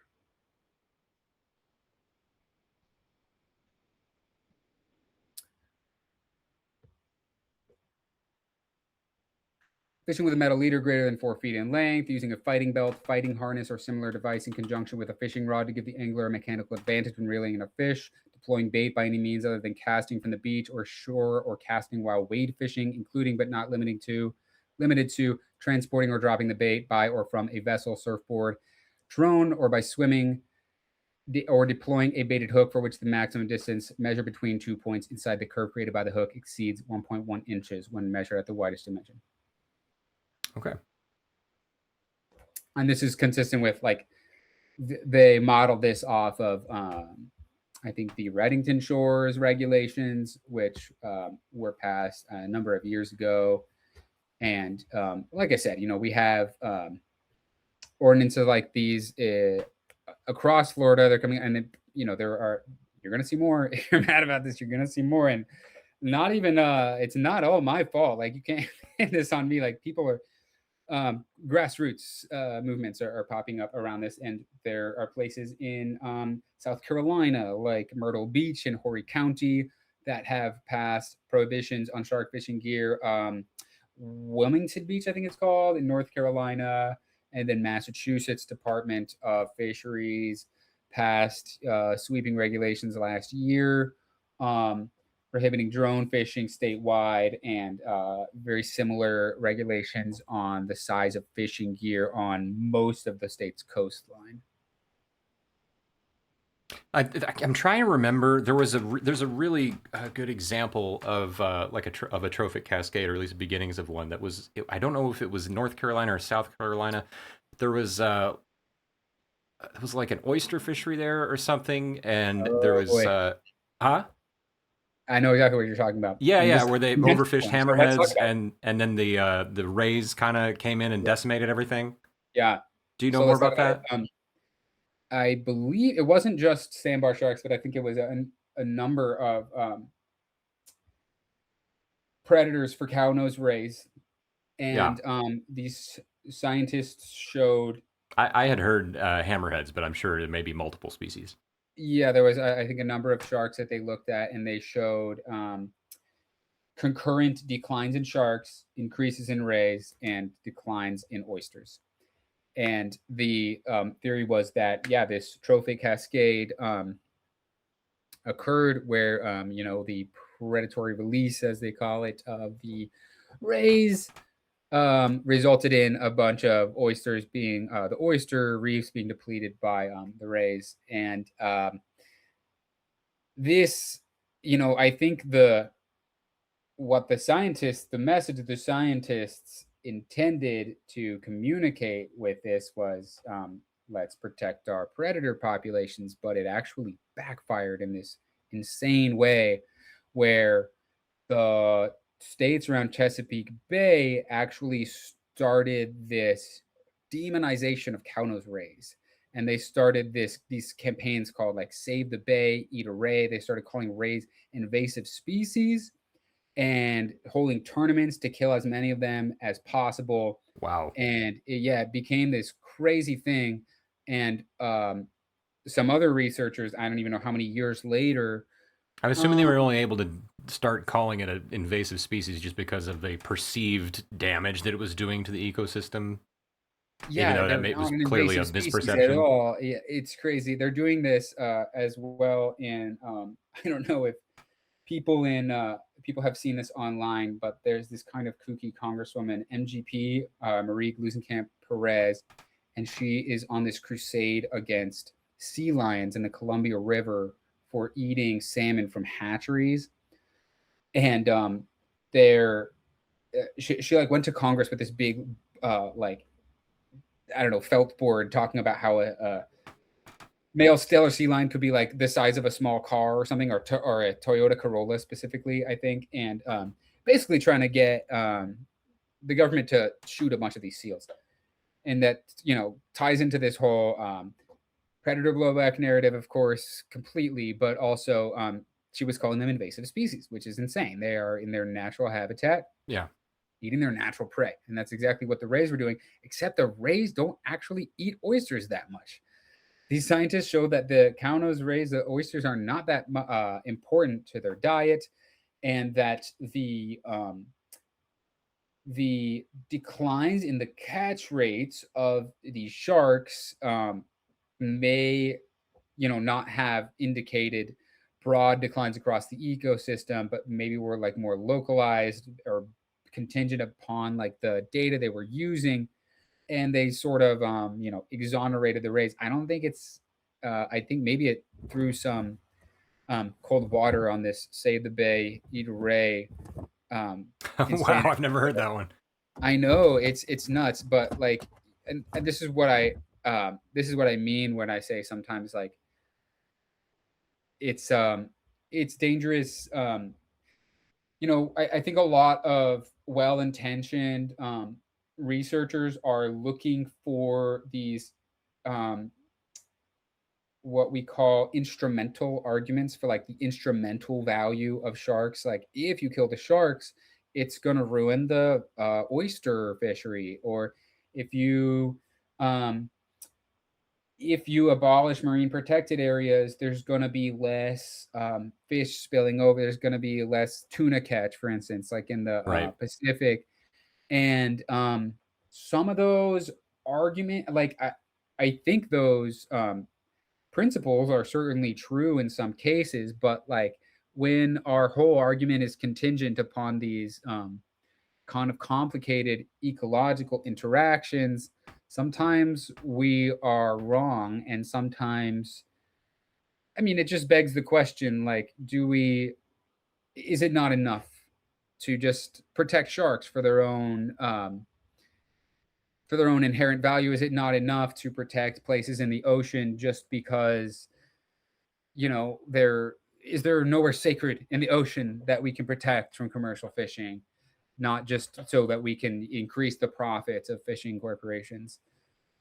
So I am sometimes cautious about those instrumental arguments, and yeah, the trophy cascade thing is contentious for that reason in science. And I don't know. I I'm sure if we ask the authors of the original trophy cascade study, they might have some counter arguments that would be compelling. I'm not like an expert in this whole That's totally fair. situation, but it's a really interesting and strange case study in how the public reacted to the finding. Yeah, if there's anything my community has probably learned from hanging out with me is that it's okay to not have all the answers, because I certainly don't. Uh, Yeah, I mean, and I don't think anybody, yeah, working on this does. I mean, I have less answers than the experts who have published oh my specific. goodness, we just caught a huge raid, y'all. We just got raided by paleontologizing. This is Danny Anduza. He's a actual paleontologist. He does dinosaur digs like live on stream sometimes Sick. out in the desert, and they just brought 269 viewers in here. Hello, welcome raiders. Please excuse me, I have to do my due diligence, at least greet them. Thank you so much for your support. Tell me, how was your stream? We are here talking to Spencer of Fish Defender. Spencer, you want to tell the new viewers that just came in what it is you do again and what we're here to talk about tonight? Yeah, I'm a marine ecologist and behavioral scientist and shark conservation biologist, and we are talking about all sorts of shark issues, science, but specifically, we are talking about the movements across coastal towns in the United States to ban land-based shark fishing, which is a fishing trend that involves catching sharks using repurposed commercial fishing equipment and things like drones to drag sharks onto the beach, sometimes even illegally, like protected species against the law. And there's very high post-release mortality rates, and there's a lot of people across the country rising up to push back against this. And in Miami Beach, I and the grassroots movement in our community, in my org, successfully passed a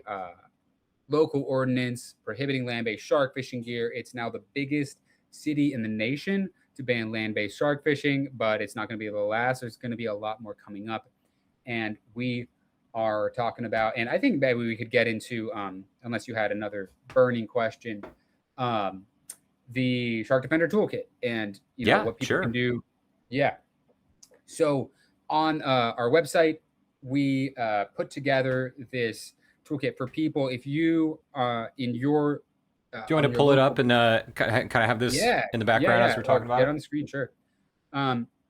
Yeah, so if you want to protect your local beach, your local sharks and swimmers from land-based shark fishing, this is exactly how we did it. This is the game plan we use. I put together all these resources so you can look at the regulations in your state. You can look at the regulations on shark handling by your state wildlife agency. You can look at the species that are protected in your state, and you can figure out, if you're seeing on the beach or in a social media post a shark being dragged onto the beach, if it's even legal, because I'm telling you now, a lot of the time it's not. And Just a moment. I'm we going to try to have get this. draft email that you can send to your local legislators, a draft legislation that you can use to craft and to tailor to your specific municipality. The legal opinion on state preemption, this issue we talked about earlier, all sorts of stuff. So yes, that little green button, Shark Defender Toolkit. Press the green button, the Shark Defender Toolkit there. Right in the middle there. Okay, so Yeah. this is their landing page. It's fishdefender.org, and then the button we Yes. just hit there, and there's Shark Defender Toolkit. Yeah, and so this is a strategy. This is how we did it. If you want to try to use this strategy, keep us posted. We're here to support you. There are people in Texas, New York. There are people across Florida in places like Marco Island, and up in the Tampa Bay area and the Palm Beach that are that want to do what we did in Miami. And people run into obstacles, whether it's the Do you mind if I share a link to this in the chat? Yeah. Um, and so all of these resources are for you to defend your local sharks, and you can hit us up at info@fishdefender.org for helping you through this process, and hopefully we'll see a lot more traction as the story of Miami Beach spreads. And I know there are a lot of people around the country that are just incredibly frustrated with what's going on, and there's something we can do about it. And another thing, you were asking about this question, why don't you do something about commercial fishing? It's actually Right. more sharks are killed in the United States by the sport fishing industry than the commercial fishing industry in most years. Really? That's a big claim. It's nuts. This is in the NOAA shark fishery reports. It's not every year, but most years. I think in the most recent ones, it's more the commercial fishing, shark fishing industry in the United States is it's going out of style. We passed the Shark Fin Sales Elimination Act, and when they protected sandbar sharks because they became so depleted in the it was like 20 years ago now. That was the main target of the shark fin industry. They have these big fins, these beautiful sharks. They are comically tall fins, aren't they? I know, I love them. I think sandbar is a weird name. I don't know why they got named that. I don't either. Yeah, I think they should be called tall sharks, or deep reef sharks, or something like that. But I have some 4-letter words for them. In the video last night, you can literally see this is the first and only time I've ever had to actually put my hand on a shark and push it off me. It was intent on eating my 360 camera. I got some fun pictures of it like curling up here. I'll try to pull one up while we're talking. Yeah, sure. So yeah, the recreational shark fishing is a huge issue. I mean, it's the reason that most sharks die in the United States. And right. On top of that, it sounds like we've had plenty of time to collect enough supporting data to show that. Yeah, and on top of that, we also are doing stuff on commercial fishing. We are going to be, and please stay tuned for this on our social media channels, Instagram.com/fish_defender. There's a big NOAA proposal to increase the catch limits on sharks across the board in sport and commercial fishing. And it's really concerning. Like the vessel per vessel limit of all shark species right now for recreational fishing is 1 shark. They want to triple it for every species and increase it by 4 times for endangered species like bonnetheads, and by 5 times for blacktips. And that could be disastrous. That is so nuts. We're going to be pushing out a campaign to try to get people to comment on the NOAA proposals against these measures to increase shark catch limits. So please stay tuned for that. But also, just logistically, changing commercial fishing regulations happen at the federal level. These are vessels in federal waters most of the time. It's way harder, and we can have a lot more impact and gain a lot more traction working on recreational fishing. Oh, and the guy who just rated Paleontologizing said, "Cool ammonite fossil tattoo on Spencer's hand there." He likes your tattoo. Thanks, man. Yeah, we've got a lot of dinosaur fans coming over from there, and they have an appreciation for all things ecology and biology as well. Oh wow, that's awesome. Thanks. Yeah, those are the Scalloped hammerheads, yeah. yeah, the schooling scalloped hammerheads. Hey, I'm getting better at That's this. the most beautiful thing in the universe to me. So yeah, just real quick, just interjection. This is the sandbar shark I was referring Let's to, see and it. it made not two, not three, but four passes at my camera. And right here, I pulled the camera away. It's on the selfie stick, so that's me. And it at this point just kind of got irritated. And was like, "All right, bro, I'm coming at you," and I had to finally like push it away. But we got some neat shots out of it. This was it actually trying to eat the camera. That's But so I'm hilarious. just waving it around like, I can't afford to buy a new camera housing. Stop it. Yeah, I mean, like um, That's sandbars for you. right. They can be very bold, and also, we feed them and we condition them to to look at for food on the end of a stick sometimes. And I don't know. There's a little bit of debate. It's like, are they attracted to the electrical signature of the camera? It could be that, but I think it definitely changes when it's on a stick, and I've experienced that as well. Yeah. So, and I've had the interactions with other fit in St. Martin, a huge crevalle jack. Never seen one this big in Florida. Um, was like, just hanging out with me for like, uh, you know, 10 minutes or something, and was super interested. I had my GoPro on the end of a stick, of course. I was trying to get him in between the camera and me and get like a selfie, but he wanted to bite the camera. So, yep, same thing. And also, fun little surprise announcement. If you go to fishdefender.org/shop, we just I haven't like announced it yet, but doing a soft launch on our web store. We've got some cool gear. Oh.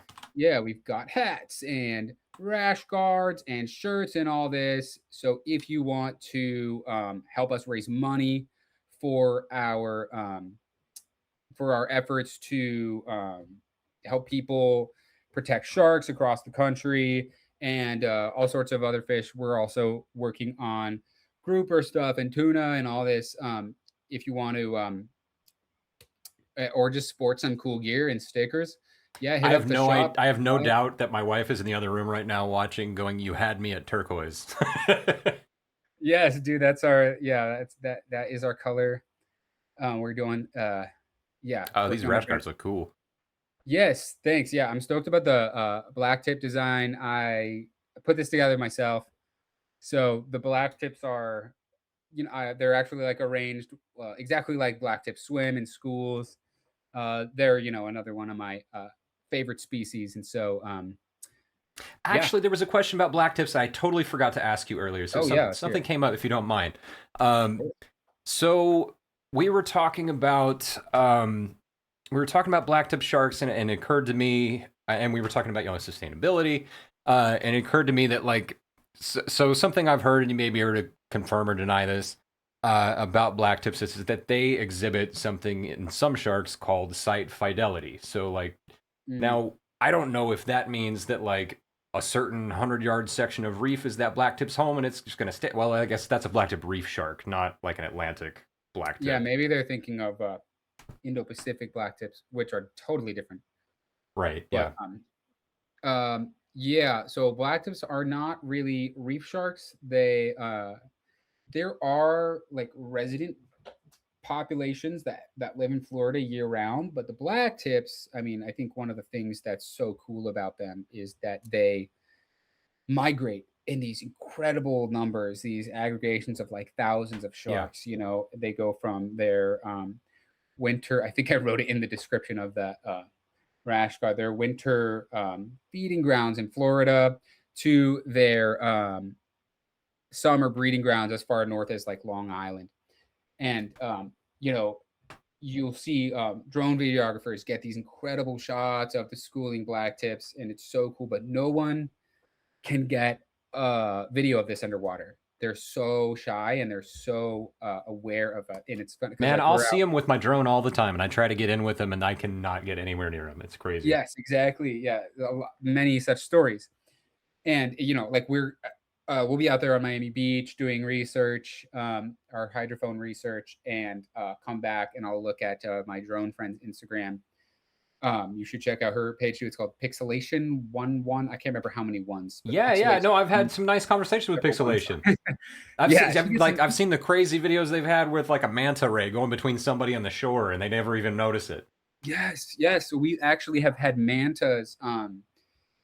Uh, I mean, I don't know if they have been there the whole time and we just didn't notice. I mean, well, there's only there in periods of time, you know. So there have been times where there have been like four mantas on South Beach, and it's crazy. It's like the most crowded beach in the United States and one of the most, insane crowded beaches in the world. And we've got mantas swimming there right off the shore, like next to people. It's just so cool.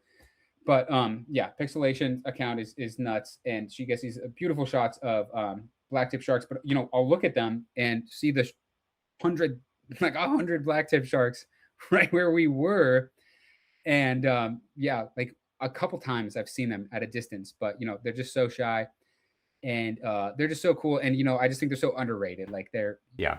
they're caught and chopped up as bait to catch hammerheads and all this, like, and that's, you know, one of the messages I'm trying to get at is not just the big sharks that matter and the rare sharks that matter, but protecting the ocean and its abundance is what we're all about. So trying to increase people's appreciation for species like black tips and like the little hogfish that you'll see in the designs down there. So that's on me, my mistake. I didn't mean to actually ask about blacktip specifically. My question is more so to any species that is strictly exhibiting site fidelity. Like, let's say maybe Yeah. it's a nurse shark, you know, lives on a specific reef.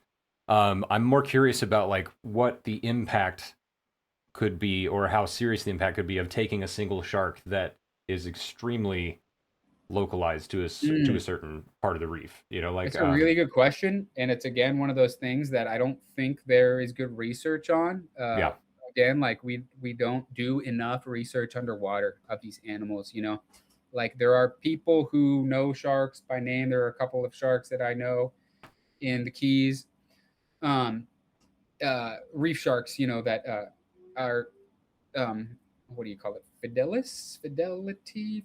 site fidelity.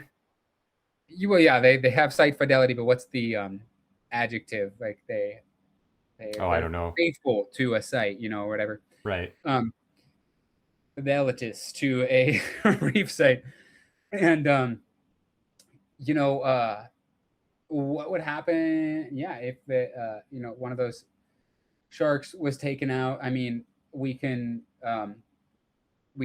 imagine that the important prey species for that shark, like parrotfish, butterfly fish, maybe they eat coral, maybe the rates of corallivery would increase. Maybe it wouldn't. You know, maybe there's, like I said, like sometimes these ecological arguments are theoretical and they don't pan out. It's hard to know. That's a really cool question, and I think somebody should research it. Problem is, uh, you know, a shark would you would have to, I mean, the shark, you wouldn't want to kill the shark, so you would have to try to opportunistically observe this, and it's probably like a long term thing, so it would take a lot of patience. But that's the kind of research I would like to see people doing in the future. You know, like really contextualizing and reimagining sharks as individual actors in ecosystems and as Absolutely. yeah, animals, that wild animals that whose lives matter. I love that question. Yeah.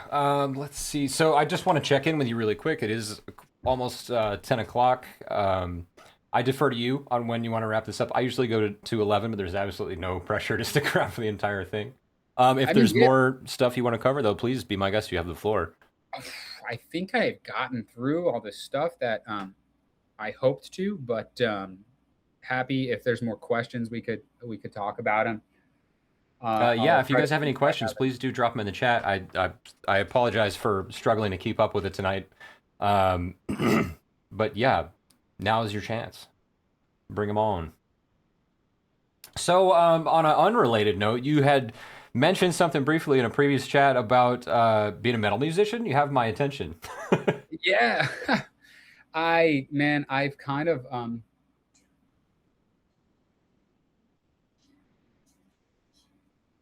demo or the course. Yeah. My wife is telling me we should do the shark fishing course. All right. But Oh yeah. So I didn't try that earlier. I have no idea if it's gonna like dox me at the end of it or anything. yeah, Maybe I I can mean, just. it's very easy. The bottom line is the Yeah, let's at least talk FWC about that. You've taken land-based it. I shark didn't get a fishing chance to take it yet course. today. I mean, well, I'm working on a new project. It's very it's like electronic and metal. You could see, well, actually, my screen is very cropped, but I have all my keyboards and shit here. And stuff here. It's My, fine. it's like a blend of electronic and metal. That is a new thing. I have some stuff in the works, but if you want to look at my old project, which is we have a couple of albums. It's called Inner Space, and we have a couple of cool concept albums. The last one's called Echoes. It's about the songs of the extinct species, and there is some really interesting. If you are a nature lover or biologist or whatever, I think you'll like it. And there's some cool like sound bites from Is that's this a the one? different Inner Space. No, yeah, it's not that Oh, one. Inner Space Echoes is our album. Yeah, there's okay, I got two you. bands. Yeah. So yeah, it's Ah, I a found it. little bit Okay, I'll more check it out. melodic. It's not like and I haven't checked out your metal shark songs, but There's only one so far. very I've written so lyrics for like seven. The only one I put out. The idea is I like sharks are metal. It writes itself, you know. So like right. I want to write different songs about different species and a unique hunting behavior of theirs. So like for example, the first one, the only one that's on Spotify is called Great White Death Flight, and it's about great whites breaching on seals. Yeah, yeah. And so then, Uh, like a next one I'm working on is a bull shark one called Bump and Bite. That's about how they don't rely on sight to hunt. mm, There's one about great hammerheads called Bring the Hammer Down, about finding stingrays in the sand. that's great. And then actually, Carly Jackson just gave me a fun idea for one on an interview I did with her a couple weeks ago. About she said she likes nurse sharks because they're an underrepresented species, but also because they're kind of funny in that like they joke about them from doing samples on them. They joke about them laying at the bottom and just building up rage because they thrash about more Yeah. vigorously than like any other species they deal Shark with when they're doing taggers workups on them. hate nurse sharks. So you I agree know with this. that? Yeah, I don't do that kind of research, but everybody that I know that does tag sharks hates nurse sharks. They see the nurse shark come up on the hook, they're like, uh, darn it. They're just then they can also like death roll, I guess, and they're just I love that Yeah, about I them heard too. I basically the way love she that. put it is like they're just dead weight when you're reeling them in, and then they just choose violence the moment you try to get them in the boat. That's awesome. So Yeah, I thought maybe I'll try and work on respect some that. lyrics for Yeah, something to do with that. I think it's that's funny to great. think Yeah, of a I'll have some kind of like that'll be like a scream metal song or something. I don't know. awesome. Yeah. So yeah, should we check out this course, or we could just talk about Yeah, it yeah, takes yeah. So the course, 20 for anybody minutes. that's not familiar with what we're talking about, so to be able to do is it just land-based shark fishing in Florida, right? Yeah. So I'll describe it. Basically, like 5, maybe more like 7 years ago at this point, there was another big groundswell against land-based shark fishing in Florida, and they compelled FWC to do something about it. And if anybody is familiar with FWC, they like to sometimes pretend they're doing something and not really do anything. And so that's kind of the game plan that this followed, and that seems to be what they're doing right now with the aquarium capture thing. And that's another thing we could talk about I briefly. attended that meeting actually, the virtual Yeah, one about that. yeah. So Yeah, so basically they were like, all right, we're going to put new rules and regulations on land-based shark fishing, and they did pass these rules on requiring the immediate release of sharks and prohibiting them to be removed from the water, et cetera, all the prohibited species at least. But they don't enforce those rules. And the other thing that they did was mandate anyone doing this to take this course online that lays out these rules very clearly. So anybody that's shark fishing, if they're doing it legally, they should have taken this course, and they should know, you know, they should know. I mean, it doesn't really matter. Like the responsibility is on a hunter or fisherman to know the laws and regulations. Absolutely. And like having grown up in Texas, and I know shark fishermen that would would have no objection to like making sure there's stricter rules and making sure that not just anybody can go out there and do this recklessly, right? Like if you're going to do it right, Yeah. at least. And so, yeah, but the course is, I mean, what's funny about it is that it takes like 20 minutes, and you can actually just click through the slides. You don't actually have to watch them. And I did it myself. So I am actually well, I don't have a fishing license, but I do have the land-based shark fishing permit Certification or whatever it whatever is. it's called. Yeah. And it was And very at easy to some get. point, I do free. want to run through it. I'll actually take the course off stream one of these days, and then maybe next Tuesday we'll.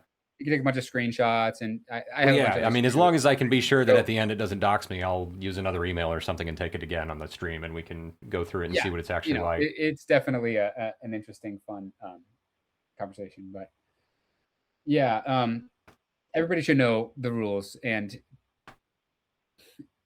it just it makes it that much more disappointing that people just so flagrantly and commonly break them, but even more so that FWC is not really doing anything about them. And I've reported a lot of these instances. There are other states. I've had some responses from NISDEC in New York, Department of Conservation, I think it is, Environmental Conservation, and they seem to be taking it a little more seriously. I haven't really followed up on like enforcement and everything, but that's why we have to take this to that's why we're in this position. We are trying to regulate land-based shark fishing at the local level, which is, of course, as we covered earlier, is completely within the any local government's authority, as long as they're not regulating actually like saying what fish is legal to catch or not, but rather the gear that can be used in a public space for public safety and all this.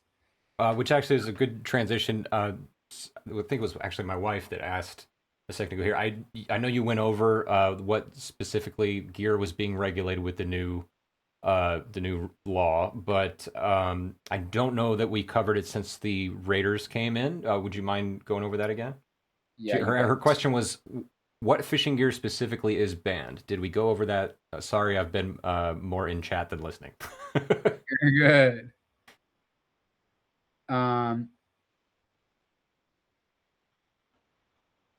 Fishing with a metal leader, and I can actually show you these things. A metal leader. The metal leader is so that a shark can't bite through it. Right. A lot of other fish, you don't need something like this, but a shark could potentially bite through this monofilament or something. So So a metal leaders leader, are prohibited in Miami Beach now? metal leader exceeding 4 feet in Okay. length. I don't really, I sort of pushed for metal leaders at all. I don't really see a use for catching anything but sharks with metal leaders, but that's the standard that was set in other municipalities. So that's what they went with. A fighting belt. Okay, I don't have all of these. A fighting belt, harness, or similar device in conjunction with a fishing rod to give the angler a mechanical advantage when reeling in a fish. Pulling bait by any means other than casting from the beach or shore, or casting while wade fishing, including but not limited to transporting or dropping the bait by or from a vessel, surfboard, drone, or by swimming, and deploying a baited hook, for which the maximum distance measured between 2 points inside the curve created by the hook exceeds 1.1 inches when measured at its widest dimension. And the rationality for that one is actually from a fishing blog. There was a chart that showed that these hooks exceeding 5/0 size were actually too big for tarpon and really only useful for sharks. Hmm. So that's where the 1.1 inches comes from. Okay, and we had a comment was from James A. Elliott 9. I'm not going to use a 2/0 circle hook the size of a nickel to catch a big shark. If it were to happen, it would break. Shark fishing at least takes the size of 20/0. Yeah, That was more of a comment. right.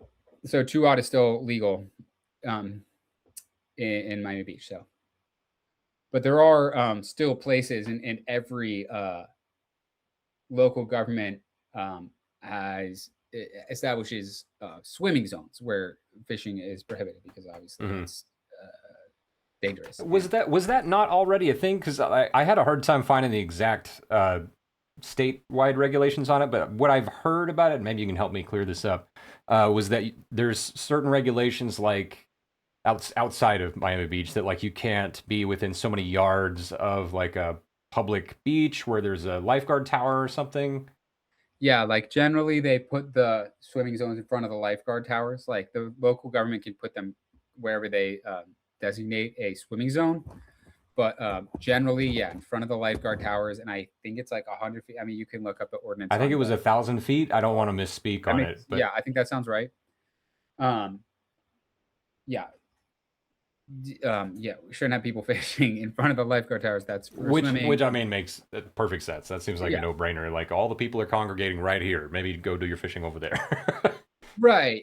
And like when we're talking about places like Miami Beach and like Hollywood Beach, who are doing these like artificial reef restoration projects, trying to attract um, dive tourism and stuff. It's just, I mean, like these hundreds of feet of unbreakable line, massive hooks with shark heads on them is, like I am in it for the sharks, but like that's a legitimate public safety issue. And it's like that's the reason why you have um, politicians across the board, Democrats, Republicans, voting for these land-based shark fishing bans. Yeah, and I have a question.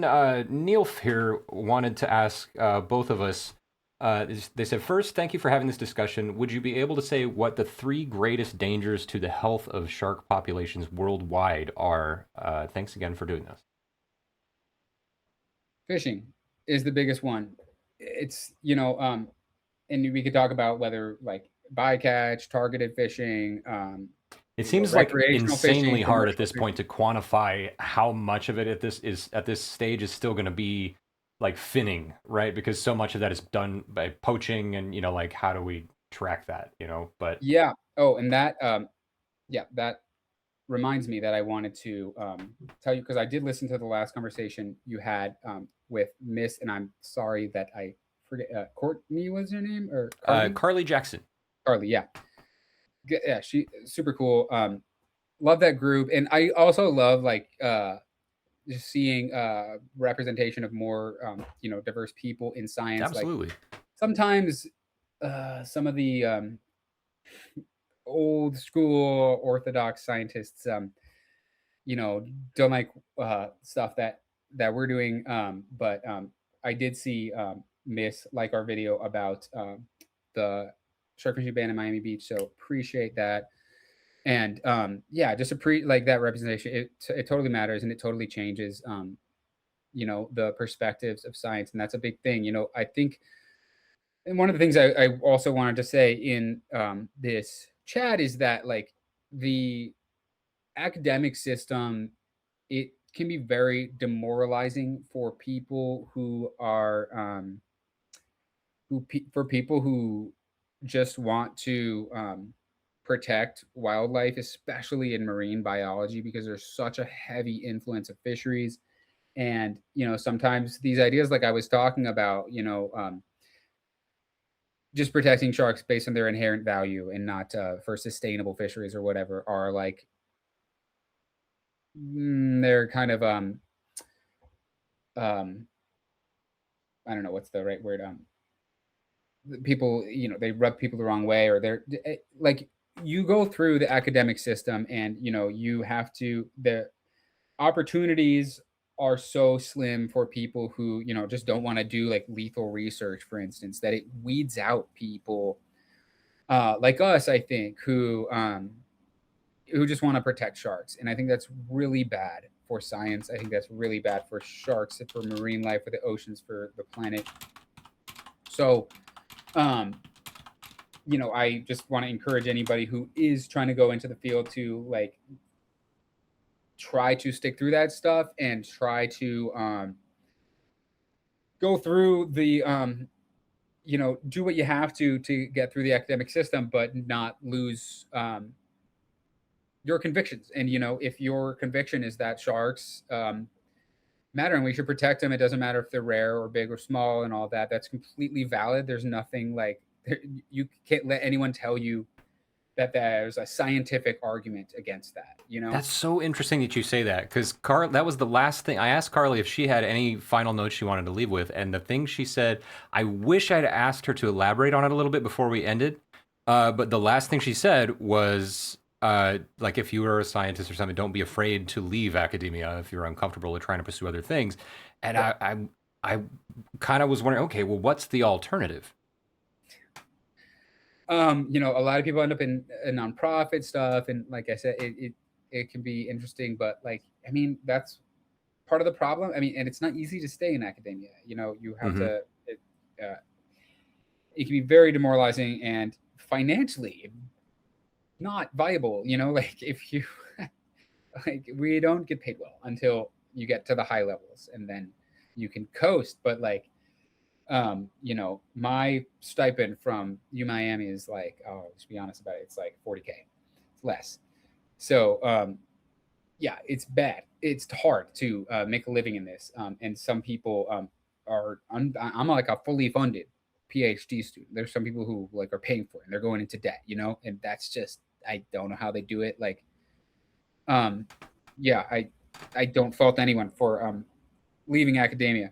But one of the interesting questions that you had in that conversation was you mentioned a paper from, I believe it was 2011, that was the first global estimate for shark mortality. Put it around 100 million. I think it was 97 Right, million. yeah, and That's people have with a harped on that number huge, for a long time, but we really don't have like updates on that. we do. Oh, The okay. Yeah, the same lead author and some of the same some of the co-authors too. Boris Form is the lead author's name. He revisited this model and calculated using the same techniques global shark mortality from the FAO, that's the UN fishing reported numbers for the year 2019. So they compared the years 2010 and 2019. And in between these years, after this paper came out, but also before, there was a huge sort of social awakening to the plight of sharks and the status of sharks, the extinction crisis facing Right. sharks. And laws were passed all around the world to protect sharks, specifically from shark finning, because finning was estimated in this paper to be the reason for the mortality of the majority of sharks. And they looked at the global mortality of sharks for the year 2019, almost 10 years later. They published this paper in 2024. It was even more, 101 million sharks. So all of these laws seem to have, we failed sharks, all of these attempts. And it sort of prompted this question, and they did a really excellent thing. I think this is one of the most important papers ever published on shark conservation. Oh, And wow. pull it up. It's called Global Shark Mortality Still Rising, but despite widespread regulatory change, I think is the title. Let me see if I can Global dig that shark up. mortality still If nothing rising. else, I want to put that on our Discord. Yeah, yeah.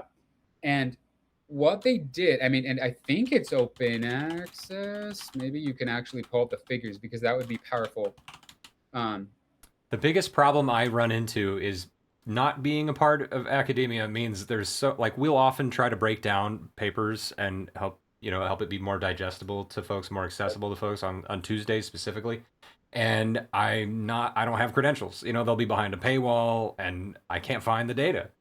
Yeah, It drives me it's nuts. a crime. I mean, like, I really think like these some of these publishers should be sued. I think it's absolutely an atrocity that this publicly funded data is kept behind private paywalls. It's wrong.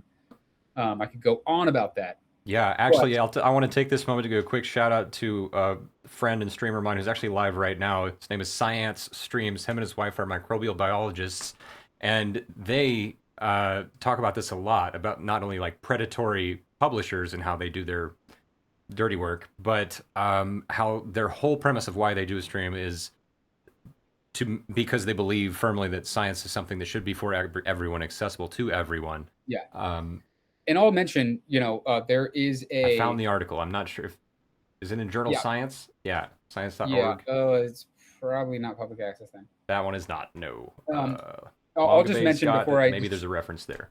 before I explain the policy thing. There is a resource called Sci-Hub, and you can type in it is not legal, but it's like based in like Russia, I think.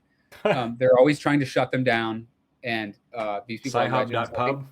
I think they're actually heroes. Sci-Hub, SCIHUB, and the domain extension is always changing because they're trying to shut down the This is website. probably it then. Yeah. So, and you can type in a DOI of a paper, and they Really? will return the PDF for you. It doesn't work with every paper, but it works for a lot of them. And it's crazy. I don't know if you know the story of Aaron Swartz. I don't. He was a brilliant coder. He invented Markdown. If you've ever heard of the coding language Markdown. Yes. Yeah, he incredible guy. He did this with JSTOR. He basically created a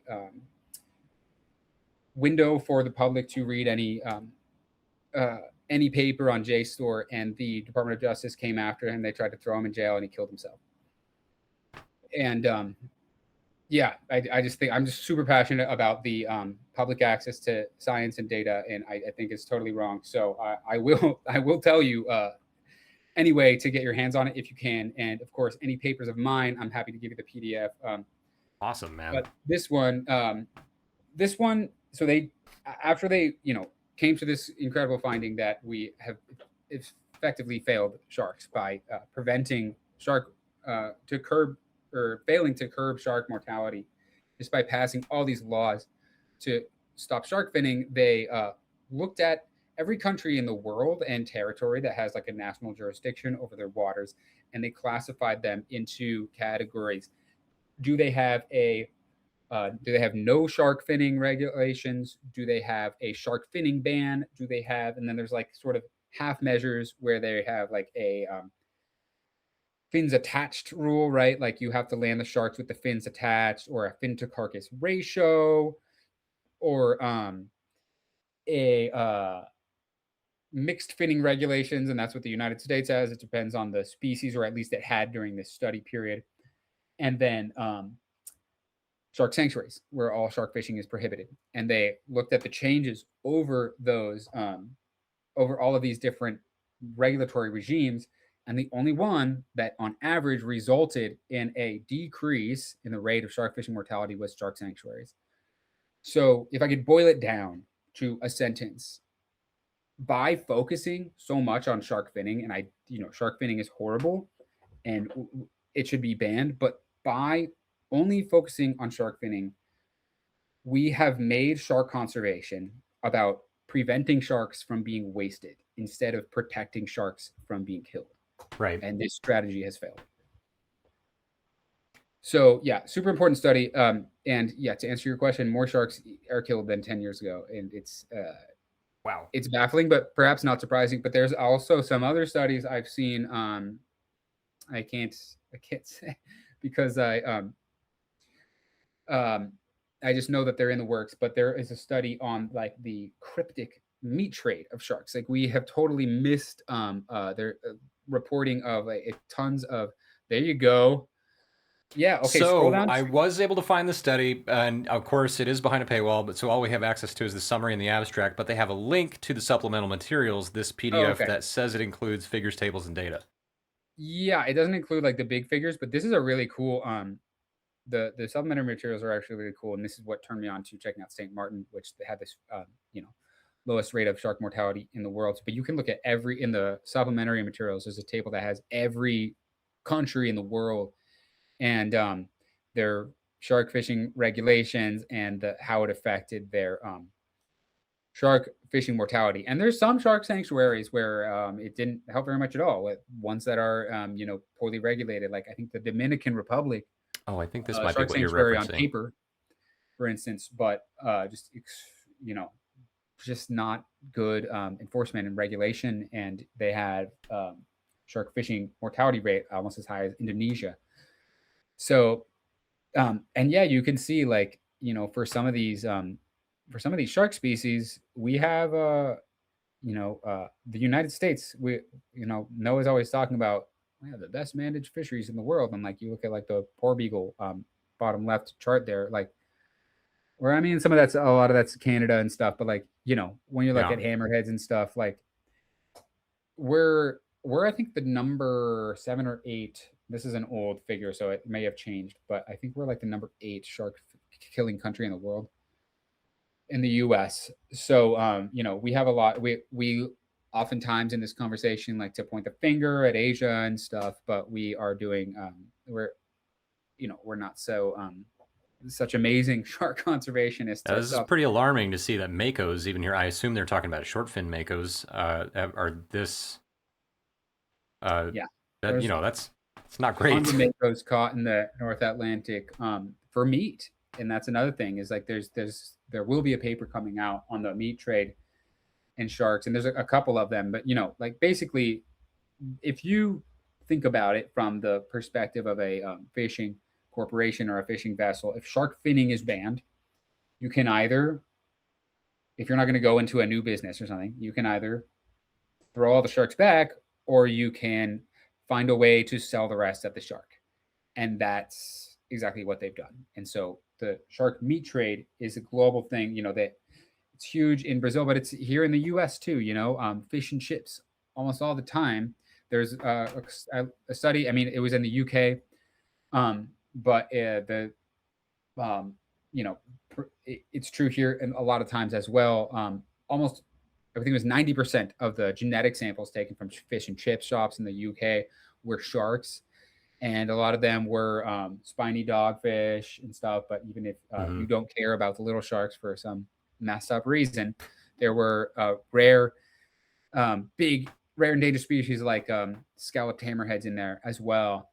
And yeah, like they're often, sort of like laundered under these vague names, whitefish or flake and stuff like that. Yeah. And shark meat is a big trade. And I'm working on a paper about the trophy trade as well. Like you see the Hmm. jaws sold online.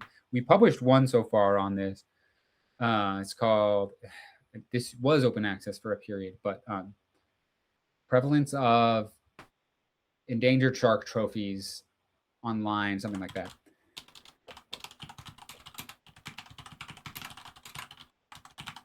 Yeah. Here And we go. yeah, I'm not a so robot, I promise. we built a crawler to search for the common and scientific names of every species on the IUCN Red List on open web marketplaces like eBay, Etsy, and 146 other online marketplaces. And almost 2/3 of the name matches that we found openly listed for sale of endangered species on the internet were sharks, and almost all Whoa. of them were jaws. Yeah. So there are all these different trades of, I mean, and the, recreational shark fishery in the United States contributes to this a lot. I've seen a lot of these shark fishermen and accounts catching sharks, like the one in Miami Beach, for instance, selling their jaws online. I don't know exactly where they or I've seen them, like posting the process or the mounted jaws. I don't know exactly where they're being sold. Yeah, Probably a lot of I've them are seen like not the on eBay. photos of the inside of Mark the Shark's hut and all that stuff, and ugh. Yeah, exactly. So, and like some of these jaws, and it's interesting. And so, like, what I'm hoping to do in the follow up study is look at. I mean, when you look at some of these jaws, like a well preserved set of tiger shark jaws can sell for thousands of dollars. White shark jaws can sell for tens of thousands. Rare species like megamouths are being sold online for like $30,000, and that's worth more than the like many times the fins and meat. So like if these fisheries can find a stable demand stream for the jaws, it can be the primary incentive to kill the sharks.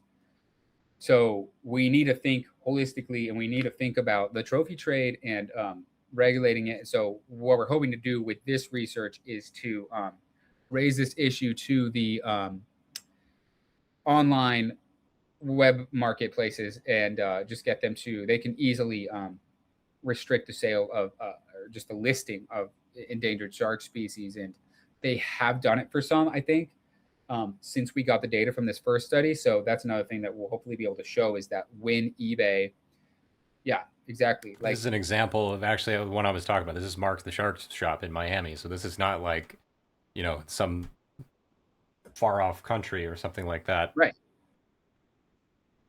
And I wonder how much they'll sell for. Like, Too much. yeah, I can't pick out any specific species from that Oh, distance, sorry. but I can no, you're see good. I'm a not. We're gonna get some couple of tigers. I good think even a couple of white morphologists on sharks. this. Yeah, there's definitely a white shark back there. The back left, there's a Probably some of thresher these are tail. tigers in the front. Yeah. But yeah, you'll see like especially those sharks caught in like the longline fisheries like silkies and makos and blues all over. The mako is the most common shark that we found in this database data set. And Correct. think, Sorry, one of our there's somebody here in the chat. I had a nice conversation with yesterday. They're actually a land-based shark fisherman from Texas. Wanted to point out that Mark Shark is not a land-based shark fisher. Yeah, no, he's yes, definitely not. We're talking about a guy that's who correct. does a shark Yeah. fishing And it's tour funny though, operation on a boat. I've seen Mark the Shark sort of talking smack about land-based shark fishing, like Really? yeah, like at least the releases, like Mark the Shark will come in there and leave a comment like that shark's dead, you know, Right. Yeah. and It's like, why not kill it? Make the beaches safer. yeah, something like that, or also like, why is everyone picking on me for killing sharks? Look at these guys, kind of thing. Why is it always the gut instinct to misdirect too? Like, why is the answer always why pick on me when people are killing them in commercial fisheries or something like that? Like, that doesn't make it better. I think it would be hypocritical for us to criticize things like longline fisheries and not hold people to the same standard in where we live, in recreational fisheries. That's just me. Yeah, and maybe this is a good note to close it on too. And I think there's something beyond just the and like I said, the recreational shark fishing sector in the United States kills more sharks than commercial, but there's something beyond just the number of sharks being killed, and it's even beyond the the ethics and the suffering of the animals, but it's what it does to our society, what it does to the way that people think about animals. I see these videos and I feel that they teach people that it's okay to kill a shark for a social media photo, and And that's that's one of not the to reasons. claim that everybody's doing that. Like, I fully acknowledge that there are some people that are trying to make sure they avoid shark mortalities. Yeah, But again, this is happening. Like we can't not right. acknowledge that And that there's people are a, accidentally. um, a level of mortality that's unavoidable Yeah, as well. So it's not like there is shark fishing that's not killing sharks. But that's just one of the reasons that I am so passionate about fighting this type of fishing that is so viral online, that has such a high profile in popular culture. Because if we are trying to protect sharks across the world, protect sharks from industrial commercial fisheries, we have to have a cultural social conviction that compels us to protect sharks. And when we look the other way from this stuff, I think that becomes eroded. And that's why we're all about inspiring people to recognize and rediscover fish as wildlife. Well said. And oh, actually, there was another comment from a land-based shark fisherman that said, also, we don't support him, meaning Mark. But that's funny.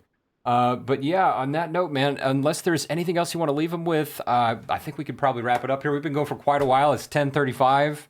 I Yeah. can't thank you enough for coming out and talking to everybody. And once again, that's fishdefender.org if you wanted to check this out yourself. I'll drop the link in the chat here again. Awesome. Thanks. And yeah, I haven't set the prices on the store yet. They're so the stuff is too cheap, I think. So All right. get it. Get it while you can. Get it while it's hot, yo. And that's do we have to type shop or is there a? Yeah, okay. So you don't have do have to access type to a shop, main yeah, store, because but it's there is a slash it's shop. not officially launched. So just type /shop. Yep. There you go. Doing the shameless plug as we go That's out. totally fine. That's what we're here for. Okay. Thanks. All right. Shark Geek, everybody watching. Thanks to the fishermen, all the questions. Thanks for the interesting conversation. Yeah, it's been a great conversation, and I hope we can have a lot more in the future. Look Yeah. out for Oh, us actually, there was a online good and comment watch here. the stream. The misdirection thing, Ninja Gloppy said that's called whataboutism, and it's a logical fallacy. Actually, next Thursday, I have a co-stream with Reiko Dactylos, who's a streamer who is a psychologist. And I have no doubt that topic is going to come up in that conversation, probably. We'll be talking about the psychology of shark conservation and people that oppose it or support it. Very cool. But yeah, this has been a great stream. I really appreciate you coming by. It's been a great conversation. Would love to have you back anytime you like. I'm sure we'll be in touch. Yeah, I'll hit you up when papers come out and stuff. Sounds great, man. I'd love to read them. We'll take a look at them on Tuesdays. Okay, and I'm definitely going to check out your shark metal song. Yeah, all right. Sounds good, man. It's Bite Force. Bite Force, sick. Okay. Rock on. Later. Have a good night. All right, y'all. Thank you so much for that. Was a wild ride. We had a bit of a bumpy ride in the chat there, but we got through it. Thank you guys so much for all the questions, for keeping it interesting, keeping it as respectful as we can. I know this can be a pretty heated topic, but yeah, I would ride out to 11 o'clock, but I feel like we have thoroughly covered the bases here tonight, y'all. I'm gonna leave his shop link in here, and we'll head over to our stream ending screen so you can unwind with the soothing sounds of crashing waves.